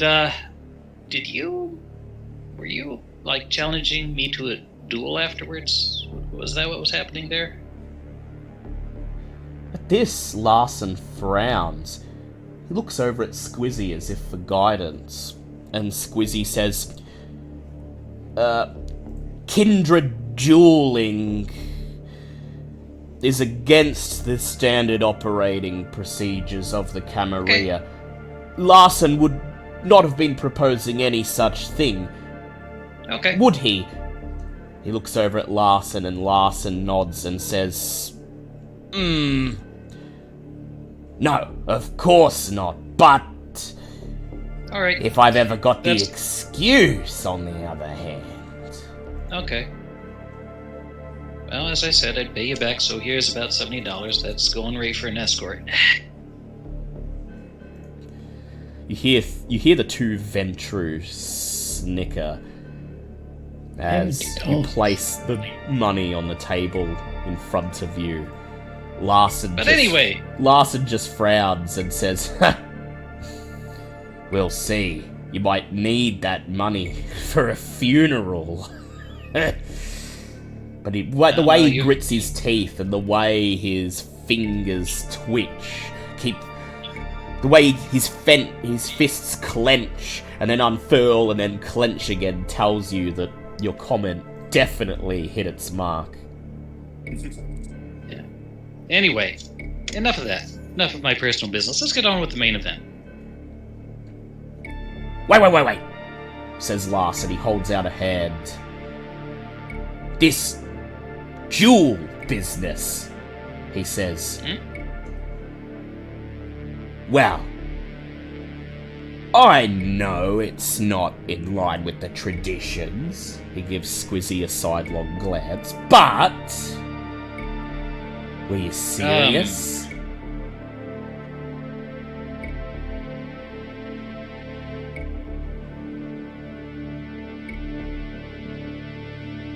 It seems to me this is a personal thing between you and me, and I don't know if we really want to take up too much of the Primogen's time with it. Or the prince's. Agreed, says Squizzy. I'm not I'll in not charge condone a duel. As much as Larson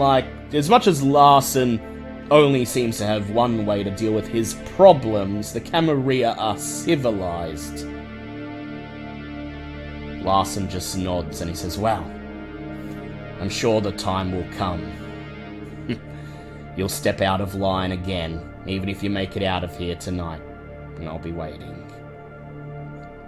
Specs presses the button on the remote control, And the footage continues. The next 10 or so minutes depicts, in summarized fashion, your raid on the factory, discovering the abominations, putting them down, and then finally, the confrontation with Alexander, unabridged and unedited, complete with his gloating beforehand. I would like everyone to make a wits insight check.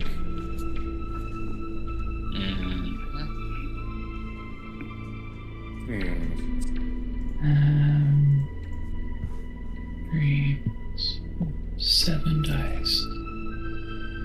Only one success. 4 successes. 4 successes. Vince, this is perfect for you. Chimera, Derek? So far, right? Yep, so it's 5 successes so far. Chimera got 2. 2, and Derek? Somehow also 2. 2, okay. I was looking for a minimum of 8, which you all got together. Oh, thank goodness. As Alexander appears on the screen, dressed like Victorian English butler, as he smiles and begins to gloat, as he drops his line, "Everything you need's on the computer in there. Go have a look. I'm sure it has the answers you're looking for." You notice Thornton Adams and Elliot Palmer exchange the briefest of glances. And then, when they turn back to the coterie, there's the most subtle hint of apprehension written on their faces. It lasts only for a second. They quickly regain composure and stare imperiously at the television screen. The footage continues. It shows Alexander engaging mech mode as he transforms into his horrid form. It shows the fight, at least as much as Emily can show, that isn't just shaky footage. And concludes...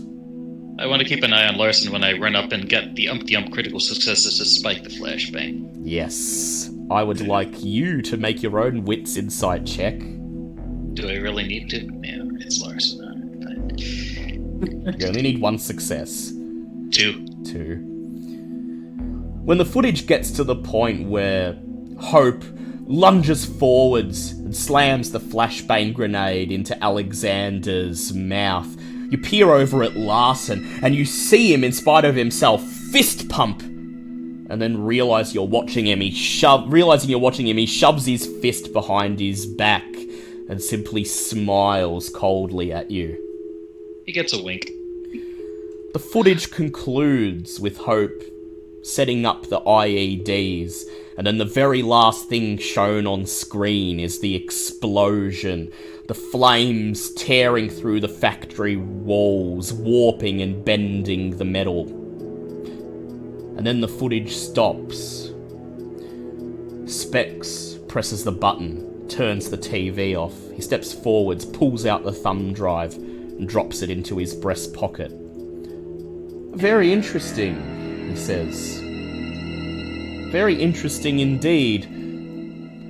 Now we are to assume that the footage you presented to us depicts exactly what happened. It has not been doctored in any way." Bits before and after the factory raid have been edited for time constraints and cut out unnecessary footage, which is the truth. Specs nods. The factory raid was a single shot in its entirety. He turns to Squizzy and he says, "My prince, the footage is... well, it has not been doctored in any way. According to Hope, it is up to you whether you wish to take her at face value. I, for one, have no opinion either way. Other than that, it was certainly a very interesting turn of events that we just viewed. Squizzy looks back at him and says, "Can you even do that? With, video footage? As I understand it, cameras don't lie, and..." Specs shrugs, and he says, "Let us just say then that what we saw on the screen is what happened."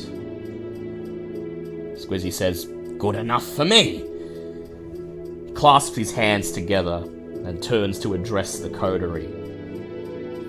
"So, you went to all that trouble based on a clue that Alia provided to secure the flesh crafter, even got him to spill his guts before you took him down,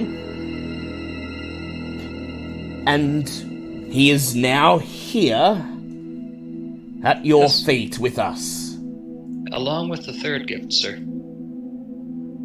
He smiles and raises his eyebrows expectantly. "Oh, and there's a third gift." Derek, could you put it on the table gently? And I'll unzip the sleeping bag to reveal staked Alexander and the computer box. The hard drive that was captured on the video packed in foam. Interesting, says Squizzy. He leans forwards immediately. "So this is, Alexander, and..." He sees the computer drive, and he seems to pay no attention to it whatsoever. And at this point, I shut my eyes. And then echolocation's still going. And then Specs says, "The hard drive there, that's the one he mentioned in the footage?" Sure is. I haven't taken it out of here. It's the same one. You can check it yourself. "That will be very interesting, my prince," he says. Squizzy frowns. He says, "Interesting? What? That little box thing's got stuff in it?" Oh, yes. Quite a number of communications between Elliot Palmer and, this fellow here. And Elliot... and a money trail leading to Thornton Adams funding his entire excursion. Elliot Palmer clears his throat loudly. When you look over at him, he simply folds his arms over his tank top. Thornton Adams says nothing, but the corner of his lip curls. Vince blows a kiss at Palmer.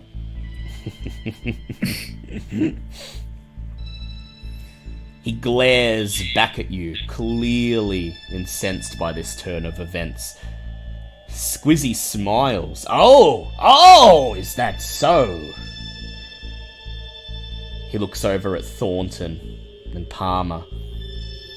He says, "We'll get to that momentarily.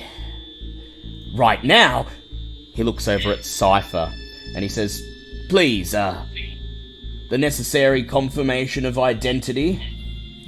Cypher nods. He steps forwards towards the torpid form of Alexander, grabs his stony wrist, wrenches it up, and then reaches into his red Tremere trench coat, withdraws a tiny silver blade, and slices into the stony flesh. As a single drop of blood rolls out of the cut, he touches it with the tip of his finger, and then brings it to his mouth, licks the blood off his skin. He closes his eyes and begins to murmur some incantations under his breath. And then when he opens his eyes again, they're glowing bright red. He raises the finger. "Zamisi clan, 12th generation." His eyes return to their normal state. "We can be reasonably sure this is indeed who is depicted in the footage." Good, says Squizzy. "Now, Larson, Do the honours and unstake him, if you please. Larson nods, begins to take a step forwards. Excuse me, sir, may I'm not going to contradict you here. I have no authority to say anything. I will say that this guy is an absolute jerk, and I can't guarantee he doesn't have a suicide device in him somewhere. Larson stops, his beefy hands wrapped around the stake. He looks at you, he says, Suicide device? What, like, someone put a fucking bomb in him? He could have put a bomb in himself, I don't know. He is kind of a little vindictive toward. It's up to you, but if you're gonna unstake him, I'm gonna stand behind you, okay? You're pretty beefy. Go ahead, make a charisma persuasion check, please, Hope. Vince is going to add that he definitely is the type who would consider it. Yeah, so you could add an extra dice for Vince chipping in. I mean, it probably wouldn't be a really big one, else he would have set it up when we were, like, hitting him, but, your choice, man. 2 successes. Stop! Says Squizzy, raises his hand. Don't unstake him. I don't want to take any chances.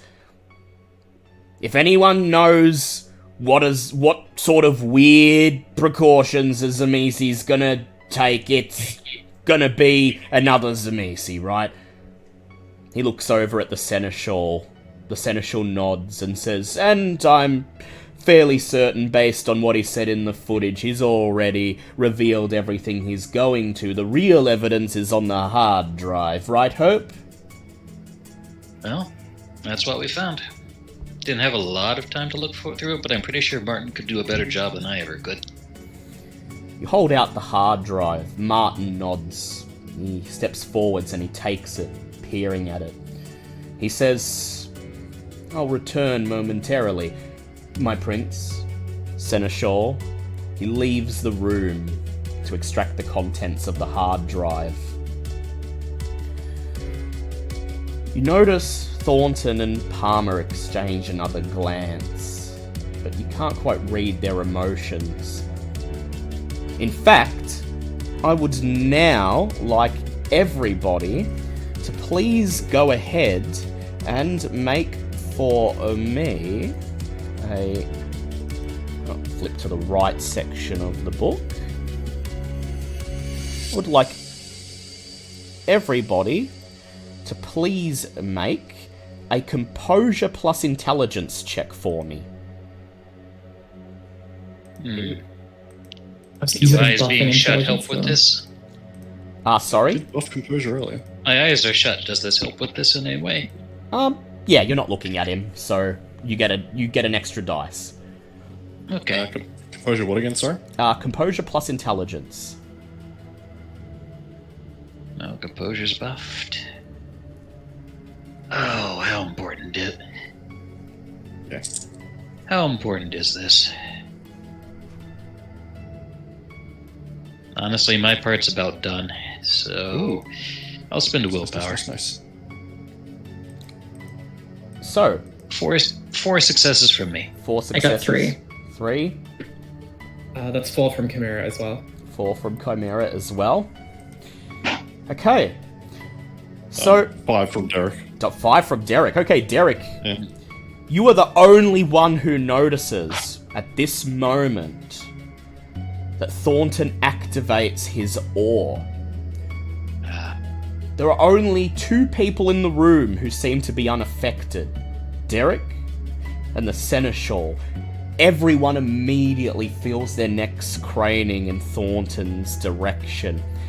He smiles, commanding the entire room with his presence. He leans back in his chair and confidently says, "We'll address these slights to my name momentarily." Indeed, Squizzy says. He tears his gaze away from Thornton and looks back down at the torpid form of Alexander. Punishment. Well, Hope, a blood hunt had been called on you, and I suppose as Alexander here is the true culprit, then retroactively we can say the blood hunt was on him, which means, you are entitled to enact the Amaranth.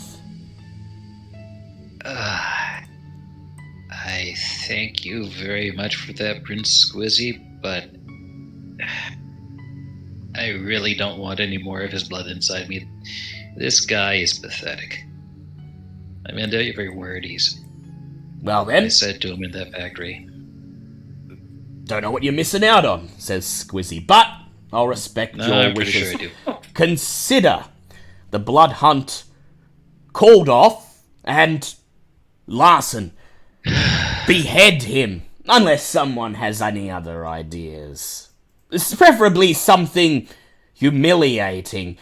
I want this scumbag to suffer.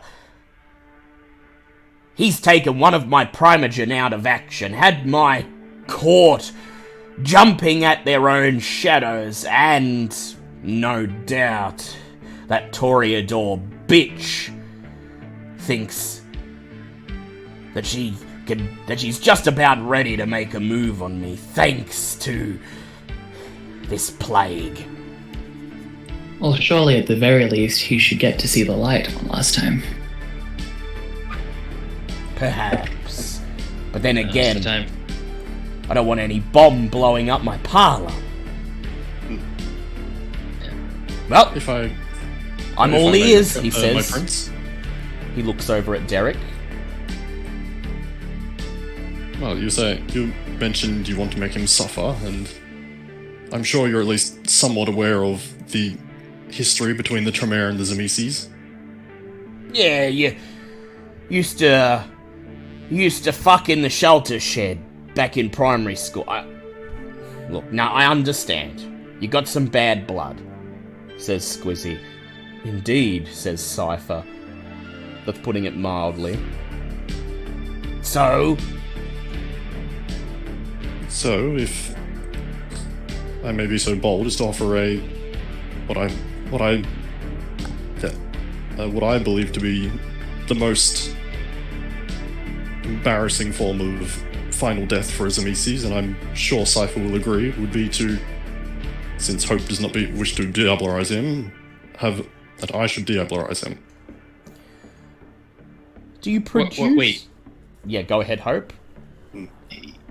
Derek? Are you sure about this? You know what it did to him? You know what it did to people we've seen before? You sure on this? Oh, yes, I'm fairly sure. You reach Okay, in... man. He has caused us no shortage of harm, and you particularly.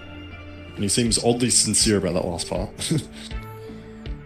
You reach into your trench coat pocket, pull out the piece of parchment from your library, unfold it, and begin to recite the ancient charter. Your words explain to the room that following this ancient Tremere tradition, Alexander's life is forfeit to you. Everyone looks on in curiosity, Cypher in particular. In fact, as you finish reading the charter, his lips curl into an amused smile. Go ahead, Derek, and please make for me a charisma plus manipulation or persuasion, and you may add an extra 2 dice because of what you found in your library. Mm-hmm.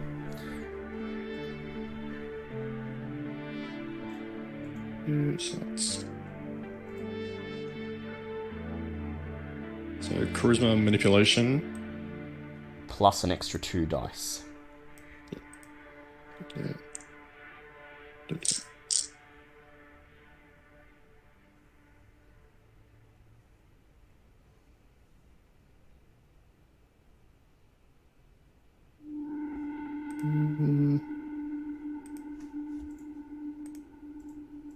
one check, double checking what my willpower is. Mm-hmm. I'm gonna reset. That's enough. So 5 successes total. 5 successes total. Cypher grins at you. He turns to the prince and he says, "He's correct, my prince. In fact, if I recall, this particular protocol was never technically removed from our charter.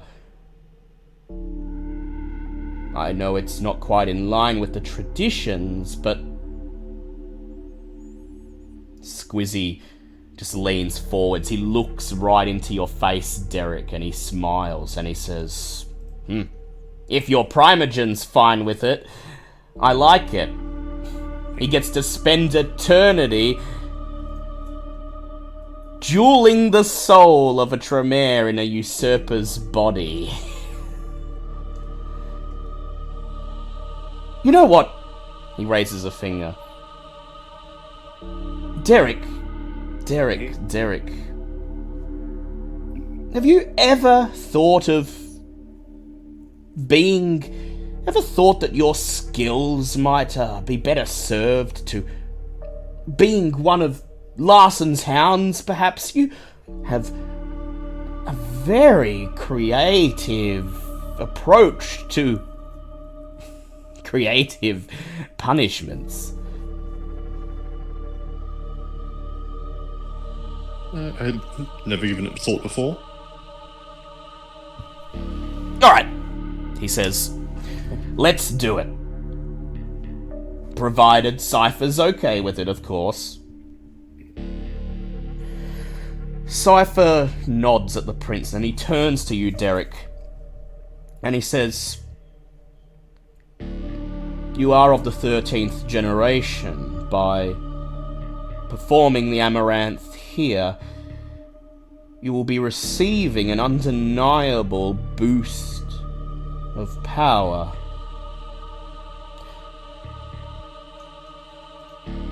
I must know, what is your intention with the power that will be granted to you? Wait, he holds out his hand. Do not answer yet. I must be sure that I'm not granting power to somebody who seeks to undermine their Primogen, and that this power is to be used for the good of the Chantry. He reaches once again into his red coat, and he pulls out a little silver thimble. He walks over to the wooden table in front of you and places it down. Then he leans in over the table, raises one of his fingers to his mouth, pierces his skin with his fang, and allows his own blood to drop into the thimble. And then he looks into your eyes, Derek, and he says, I cannot demand blood willy-nilly from the members of the court, but you are one of my own. Will you willingly submit your blood for this ritual?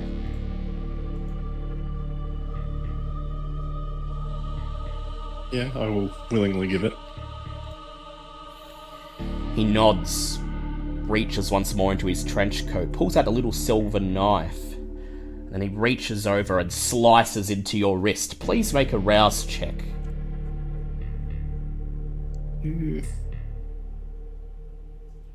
That's a failure. It's a failure. You get hungrier. Grabs your wrist, holds it over the thimble, and allows your blood to drop into it, mixing with his own. As this happens, he looks over his shoulder towards Alia. She nods. Just mix them together. Put your finger in the vessel. He nods. He places his finger, still bleeding, into the silver thimble. And then he looks once more into your face. And he says, if you are to be granted this power, do you intend to use it in any way to undermine either my rule over the Chantry or my position on this Primogen Council?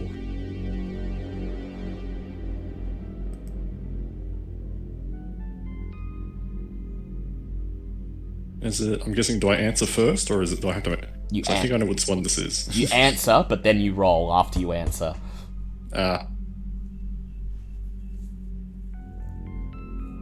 Just looking at Cypher, I just give a simple no. No. This is, of course, a lie, Derek. Yep. You've been working to undermine Cypher for quite some time, but you know what he's doing. The blood within the thimble begins to swirl and bubble. You focus your gaze on it and summon all your arcane knowledge. Go ahead and make a composure plus occult check. It's going to be compared to his resolve plus blood sorcery.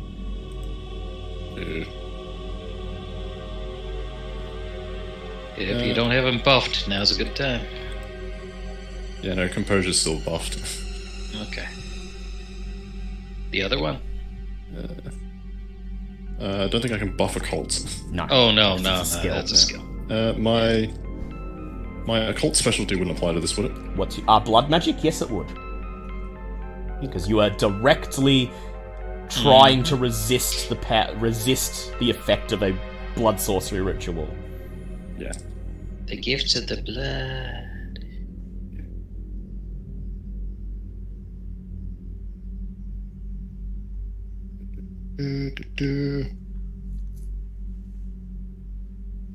Because this is fairly important, I'm going to burn another will.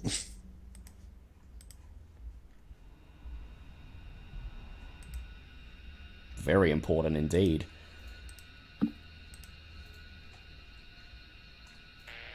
Wood.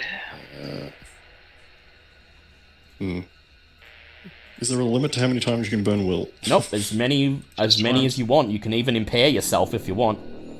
Oh shit. Oh, I didn't know that. Okay. Wow. It doesn't say in the book there's any limit, so I assume you can keep going till you impair yourself. I'm going to burn one more because that did not help. That's what I want to see. Ooh, I don't know what to... So what's that? 1, 2, 3, 5. It's a critical. Unfortunately, it's a messy critical 7. Messy critical 7. So, Cypher has a pool of 10 for this, but he only rolled 3 successes. So I did still need to reroll. He lets his finger linger in the blood, hoping that the truth will become known to him. You look back into his face, and as he nods, satisfied with your answer, you say, "I told you, no."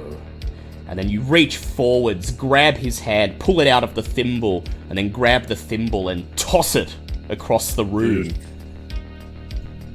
His eyes go wide as he takes a step back. And then he says, almost purring, your beast knows what it is due. Very well. Go ahead. Feast upon him and become a valuable asset to the Chantry. The prince holds out a hand. Go on, Derek. Take your prize. Step out of your chair and walk over to where Alexander lies in the center of the room on the red carpet, and acutely aware that everyone is watching you. You take a knee. Except for Hope. Except for Hope. She's His eyes are looking away. closed. Take a knee on the carpet in front of him. Bare your fangs and sink them into his stony flesh. You need to go ahead and please make a strength plus resolve test, difficulty 3.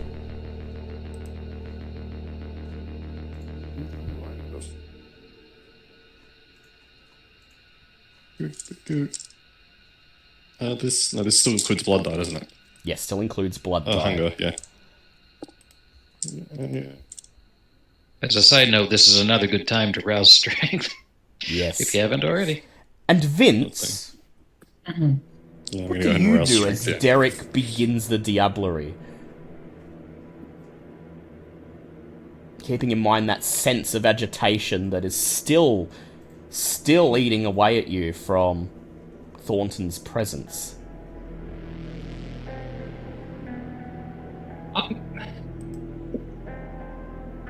As a player, I'm really wishing that Derek had mentioned that Thornton activated Awe. Vincent,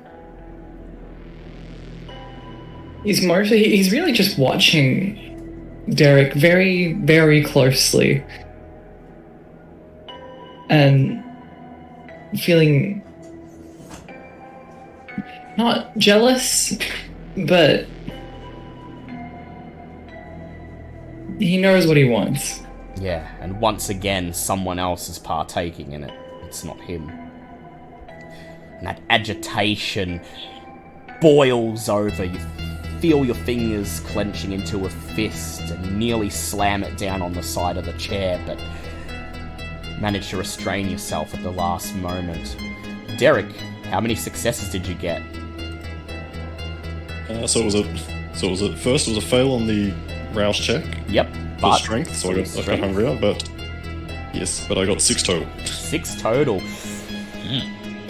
As his blood begins to flow down your throat, something stirs in the torpid body. His soul immediately awakens and begins to fight as hard as it can. Reset your hunger to 1 as you drain the last dregs of blood within his torpid body. There's not a lot left after all. You forced him to expend the last bit of blood he had.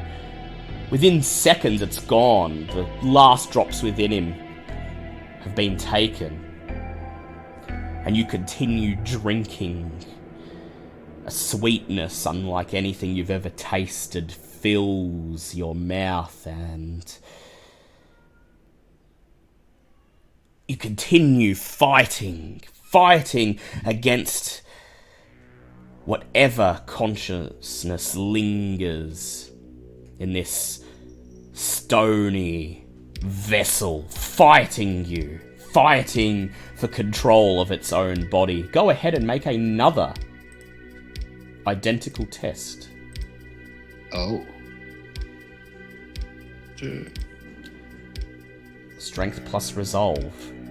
Yeah. While this is happening, Chimera's gonna lean over to Vince and be like, "Is this what Elysium's always like? And the fuck was that? What the fuck was that about dueling souls or some shit? What is this?" I'll explain later. Just keep your head down, I'll explain later. How many successes, Derek? So it's 3 at the moment, but that's still enough, isn't it? Yep, still enough. Difficulty Thank 3. Summon all your willpower. Sink your fangs even deeper into the flesh. The tip of your fang touches the bones of his neck. And then suddenly, the resistance is gone. Your senses are overwhelmed by the intense sweetness, the ecstasy. And suddenly, the room is gone. It's just you and him in an endless white void as you drink and drink as the ecstasy builds and builds. Somewhere in the far distance you hear the toll of a bell. Go ahead and make for me a humanity plus blood potency check. It will be against his resolve plus blood potency.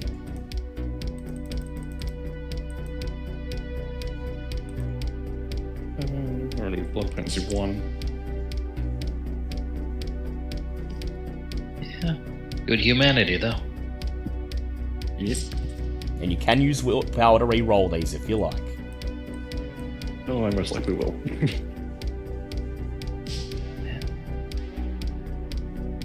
God damn, yes, I'm using willpower. Oh, your dice are being harsh on you tonight.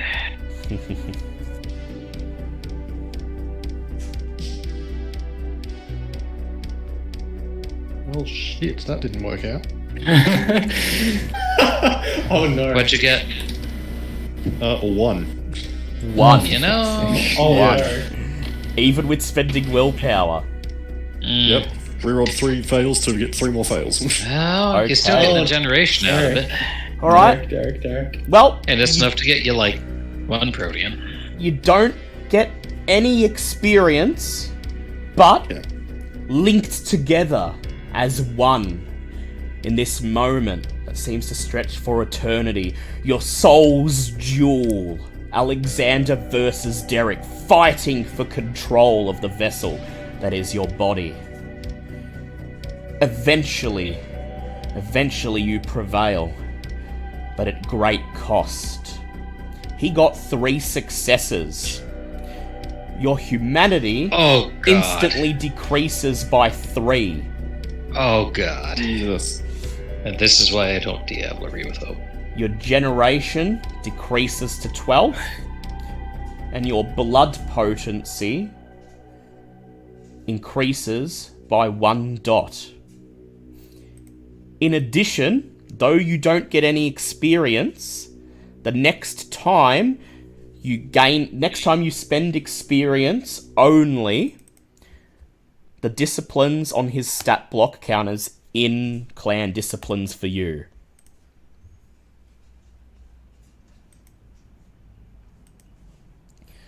Oh, cool. The bell tolls louder and louder. And then, utterly exhausted, you realize you're back in the room. Alexander lies before you, or what's left of him. Nothing more than a skeleton, his bones bleached white.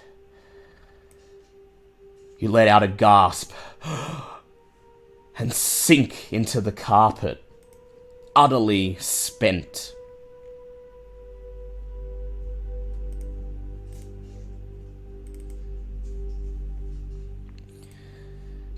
Prince Taylor gazes down at you, a broad smile on his face. It's almost as if he's reliving an experience in his mind as he watches you recoil from the Diablerie. Try to adjust to the overwhelming power now flowing through your body. As you try to snatch control of the more potent blood that now circulates in your veins. Yes, he purrs. Yes. And the traditions are enforced.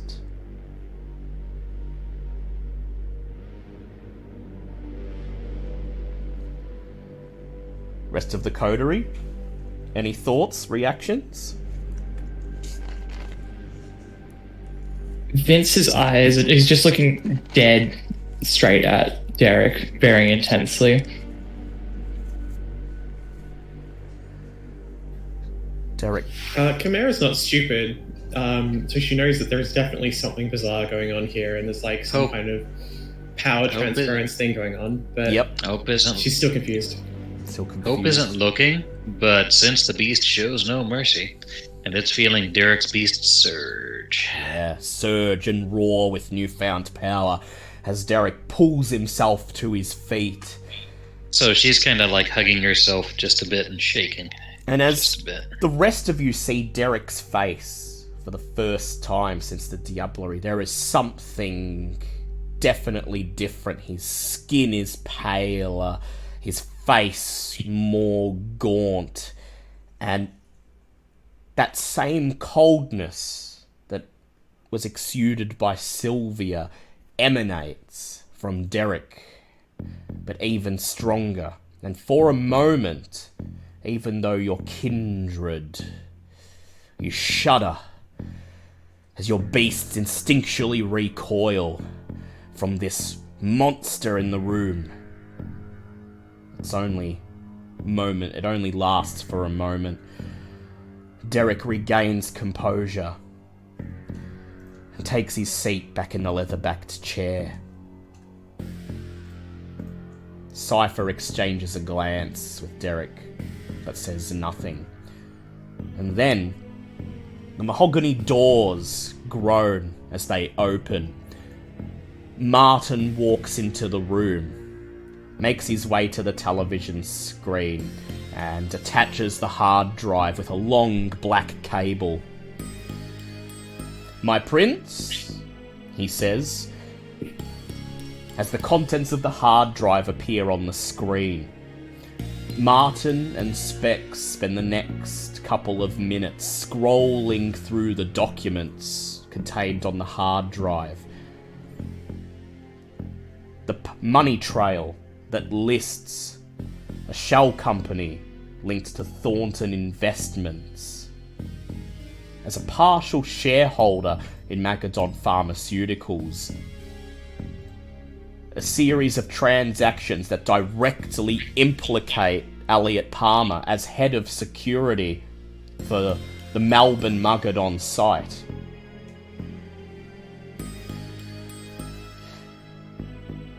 "You can see it all before your eyes," says Specs. "Here in black and white. Thornton Adams, 31% shareholder of Magadon Pharmaceuticals. List of contact emails appended to the end of this document." And Martin cuts him off. "9 out of 10 of them associated with Second Inquisition contacts. We have our traitor, Thornton's lips twist with anger. Elliot shares a concerned glance with him. And then Thornton composes himself. "It's nothing," he says. "The documents are obviously doctored. It's a document made on a computer. There is no hard evidence. Anyone could have made this. Anyone with the cursory knowledge of finance could have doctored any accountant's records to implicate me." And this, Vince, is when that agitation finally reaches its boiling point. You feel your fist slam on the chair. Liar! The two Ventru look at you. Squizzy smiles, and your sire bares his teeth, and he says, "Know your place, my child. You are on thin ice in the Ventru clan as it is." Vince growls at him, and then he turns to Squizzy and just looks at him for a moment before saying, "You know well they're working against you." Go ahead and please make for me, and you don't get a penalty dice on this because this is an aggressive attack. Go ahead and make a manipulation plus persuasion or intimidation check. Chimera's incredibly impressed by this. It definitely reminds her of the Anarch discussions in big quotation marks back home. That is 7 dice, so 4 successes. I'm going to reroll. Yep, go ahead. Motherfucker, 4 successes. 4 successes, okay. As you say this, Thornton stands, and his awe still activated. He looks at Squizzy and he says, "My prince, we went through this last time. I'm simply looking out for the best interests of everyone in the the way he city." talks to you. So you got 4 successes. Yeah. He's going to roll a composure plus leadership, giving him a dice pool of 5. That's 2 successes from him. How many did you get? 4 from before is the same roll, yeah? Yep, so that would be 2 points of superficial damage, but he's going to rouse the blood. He doesn't get hungrier. He activates his toughness and reduces it to 1 point of superficial willpower damage. Okay. I will quickly speak up here if I may. Go Derek, do ahead. you have something? Paradox, do you have something? No, I was just laughing. That's all. Yeah. Hope adds in, still looking at Thornton because she's under his awe effects, and she's... The fact that he admits there was a last time, the fact there was a last time is a very troubling pattern, sir. This is 2 pieces of evidence we found implicating him that he's just kind of primogened away. Ooh, nice. Okay, go ahead, Hope, and make a charisma plus persuasion check. Okay, yeah, this is persuasion. Squizzy is not in the body mod culture. Okay. Oh, imagine He's a sane kid. Only 1 success. Only 1 success. Hang on. Go ahead. I will willpower this, yeah. Oh, hello. There we go. Critical. So that's 5 successes. Elliot Palmer sneers. He folds his arms over his tank top. His gold chain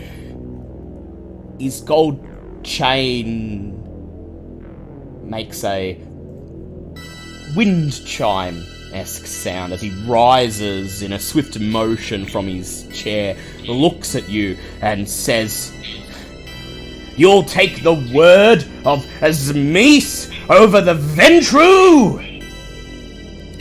How many I'm not successes? asking him to take... How many 5. successes I'm not asking. was... Yep, go ahead. I'm not asking him to take shit. I'm just pointing out this is 2 pieces of evidence, dude. You have an issue, go yell at the hard drive. How many successes did you get, Hope? 5. 5, okay. So Palmer is going to roll a charisma plus intimidation, giving him a dice pool of 7.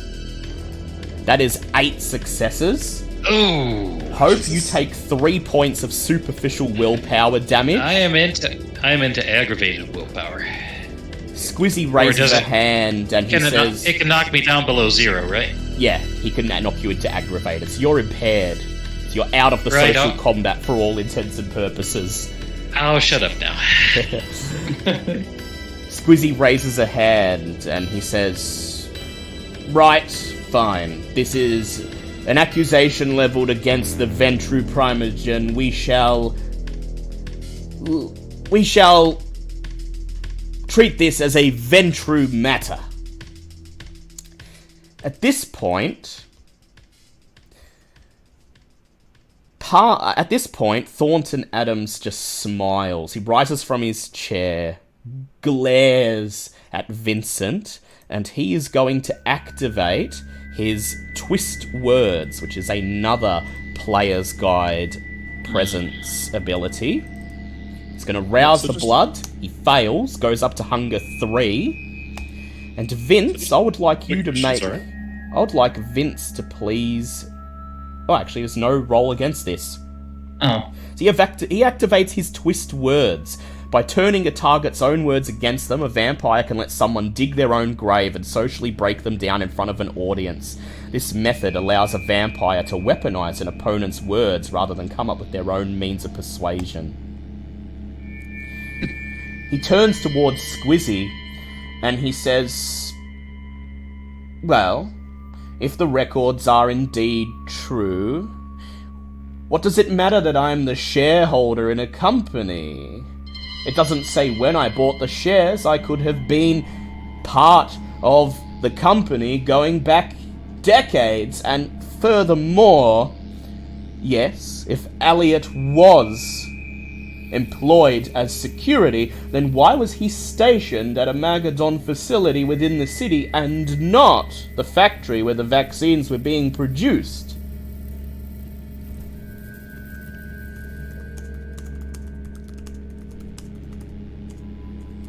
Vince is gonna just keep directing everything towards Squizzy. And he's gonna say, aren't you fucking sick of their weasel words of them constantly undermining you? Go ahead, Vince.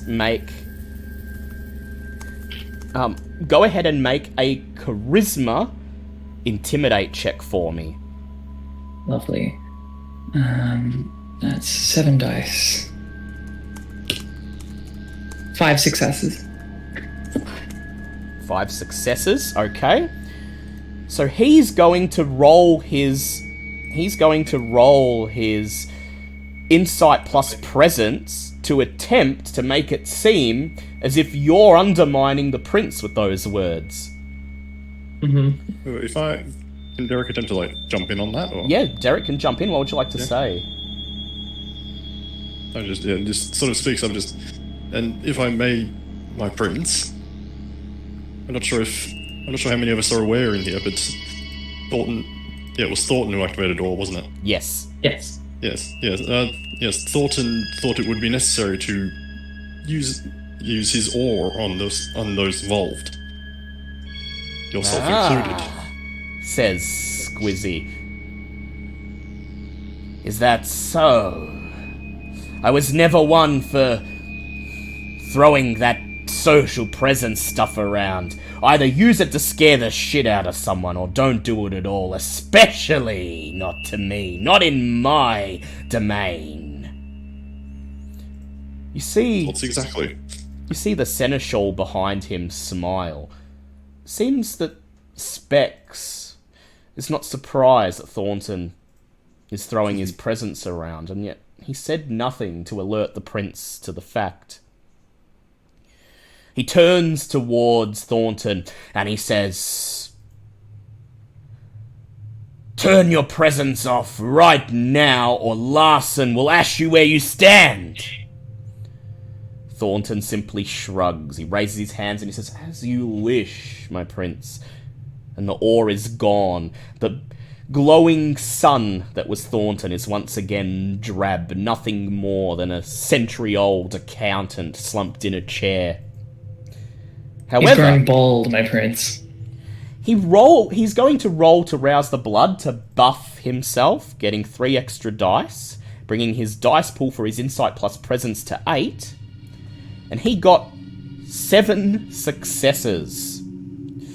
He turns towards the prince and he says, "But, my prince, it was not I who just called you inefficient. It is not I who undermined you. It is not I who would dare to insult your stature, my prince." Then what was that? And you take 3 points of superficial willpower damage, Vince, as his twist words has the intended effect. His subtle language seems to pierce Squizzy's facade, and the Bruja Prince immediately grits his teeth. In anger, he turns towards Vince and he says, "If you insult me again, you will face the consequences. Now, present your evidence, and present it civilly." My composure buff would be adding to my willpower, wouldn't it? Yes, it would. Okay, 2 left. Oh, in that case, I'm not into ag. Okay. But I am at 0, so I'm out of it. Yep. Damn. Okay. The willpower roll, damn it.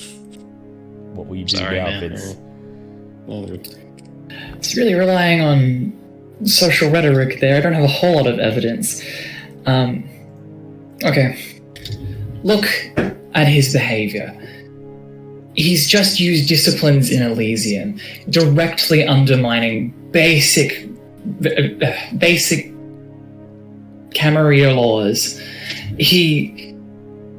This is, again, as they've said, the second time this has come up now.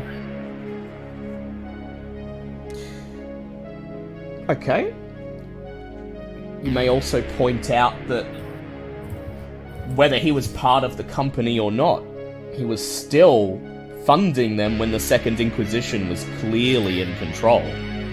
Any venture worth their salt would have enough business acumen to have any fucking understanding, pardon my language, of what's going on in their investments. Go ahead and make a charisma plus finances check. 6 dice. Okay. Messy 5.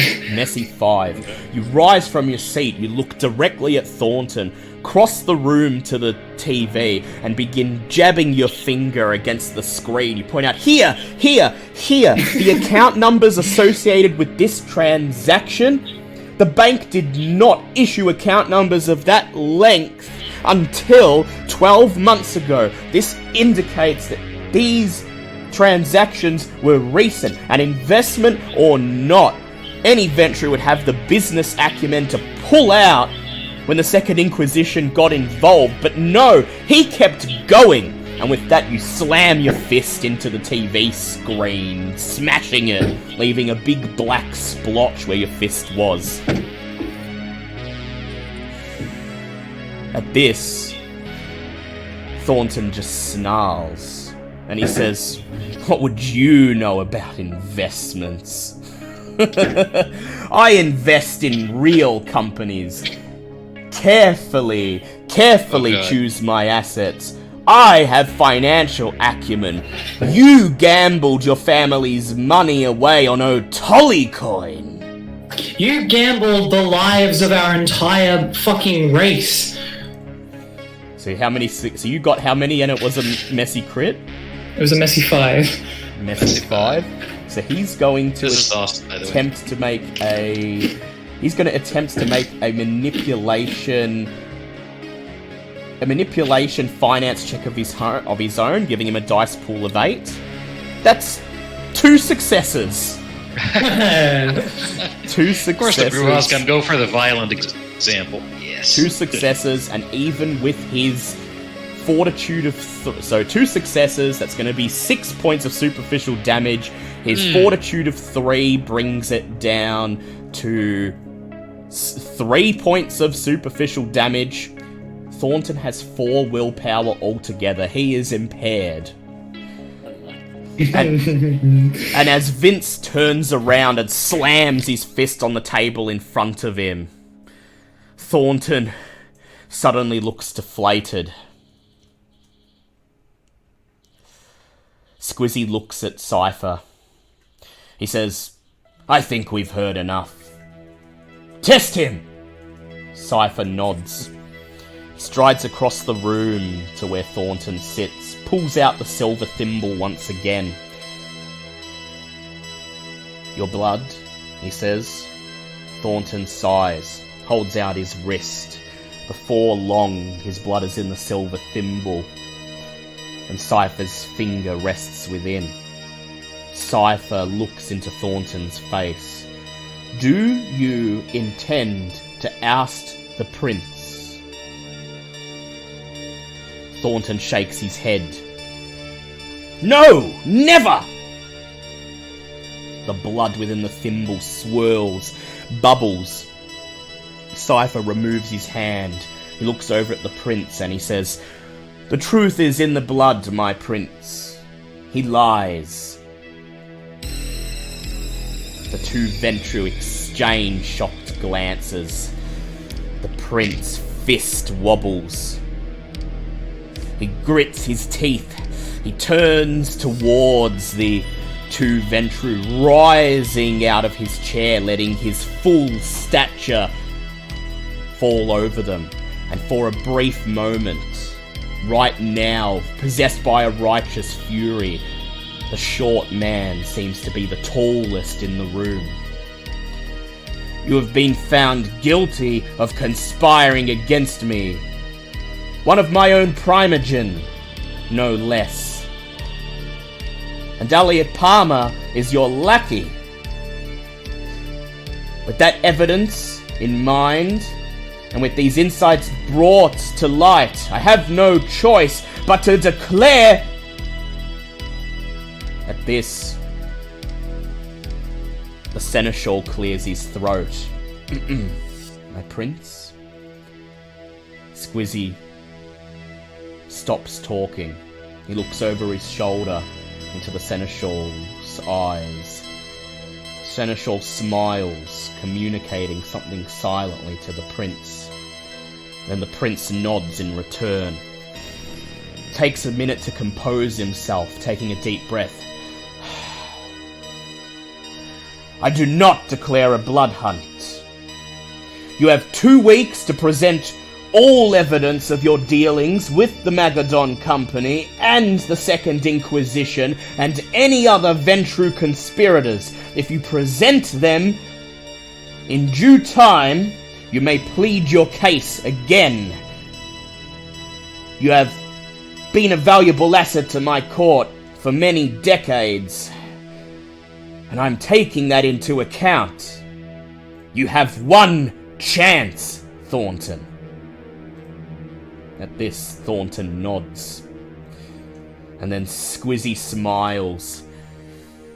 He glares at the 2 Ventru, then looks over his shoulder at Cypher, and he says, Get out of my sight! I wish to speak to the neonates alone. The Primogen wordlessly rise from their seats. My prince, they each say, as they pass him, exiting the room, pulling the doors shut, leaving only you, the coterie. The sheriff and Alia. Alia looks over at Vince. Very well played, I must say. You have Vince a bright just nods to future in the Camarilla, I can assure you of that now. Yeah, Vince just nods to her. Squizzy looks directly at her, and he says, Before we continue, this plot of yours to go against the sheriff's back and get these neonates to drag in the flesh crafter was all part of your plan to get a seat on the Primogen Council, right? She nods, but of course. Squizzy smiles. Well, you've impressed me tonight, I'll tell you that much. But I'm not ready to grant you a seat on the council. I have a proposition. As he returns to his seat, hunches over the table, crosses his arms, Martin and Specs and Larson all gather around him, standing in a straight line behind him. He says, I've given Thornton 2 weeks to clean up his act. I don't intend to let him go, but now that he's been exposed, well, Specs clears his throat and says, It is my expectation that, given 2 weeks grace period, he will now be scrambling to destroy all the evidence he can. He will contact his fellow conspirators, probably send Elliot to a safe house or somewhere else where all of the evidence and resources he's gathered to assist in his power play against the prince reside, with the intention of destroying them. You've exposed him, but financial records will not be enough on their face. We need hard evidence. And so we're going to let him run and hide. We're going to let him run with his tail between his legs to where all his co-conspirators await, to where all the hard evidence that will nail him is stored. And I, and Dees, and the Banu Hakim are going to keep a close eye on him. He looks over at Alia. She nods. And then, says the prince, leaning forwards, when the time is right, when Thornton's about to make his move, his last-ditched attempt to climb out of the pot of hot water he's in, I'm gonna make the call. You bring him in. Bring him before me with the hard evidence that he wishes to destroy, and that'll be the end of it. Oh, with pleasure. With the Banu Hakim's assistance, I will gladly admit Alia to the Primogen Council. She nods. Thank you, my prince. And then he turns to Vincent and he says, and Mr. Merriweather, specifically for you, you bring in Thornton and Palmer, if you can, although I'm not too concerned with him.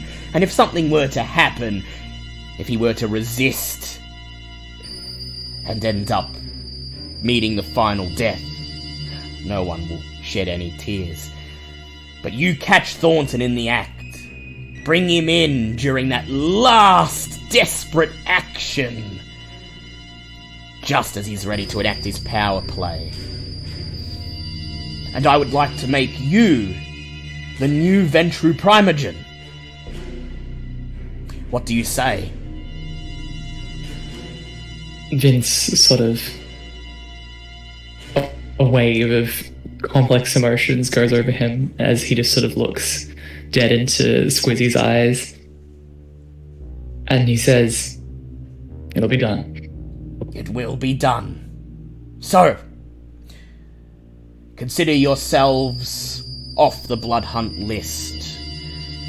And my troubleshooters, once again, return to your nightly activities, cultivate your connections, and when Alia and Adiz determine that Thornton is going to make his move, you will be contacted, and then you will bring him in. Understood? Crystal No. clear. He smiles. You are dismissed. Have a lovely night, and stay out of trouble. You do, sir. The double doors open once again as Standish steps into the room. My master, he says as he bows. He looks over at you all, and he has an obvious look of relief on his face. It went well.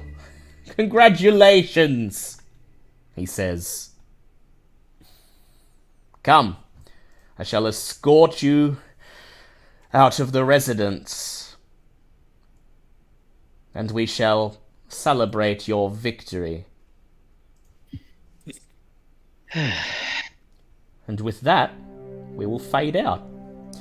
That concludes this session.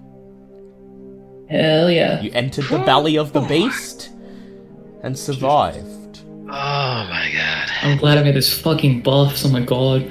You each Yeah. gain Oh, yeah. 6 experience points for the danger you went through. Okay. In addition,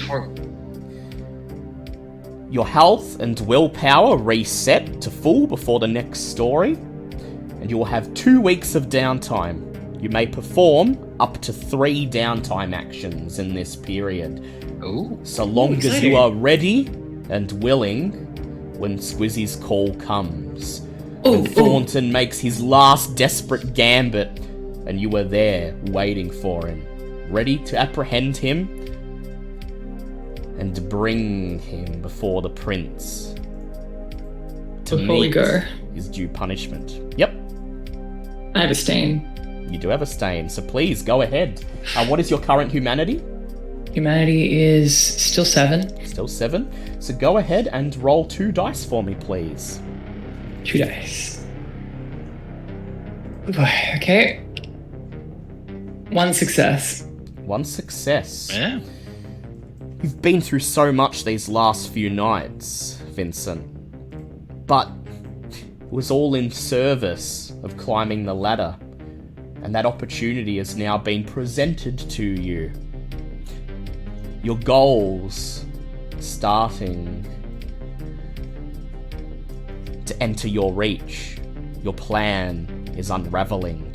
And with that, you make peace with the things you've done. Your humanity remains at 7. What is your ambition and desire, Vince? Currently, the ambition is lowering generation, and the desire is showing power over the coterie. Well, You've been offered a position as Primogen, thanks to your social performance, so you may add 1 free willpower to be used during downtime. Lovely. Derek, what are your ambition and desire?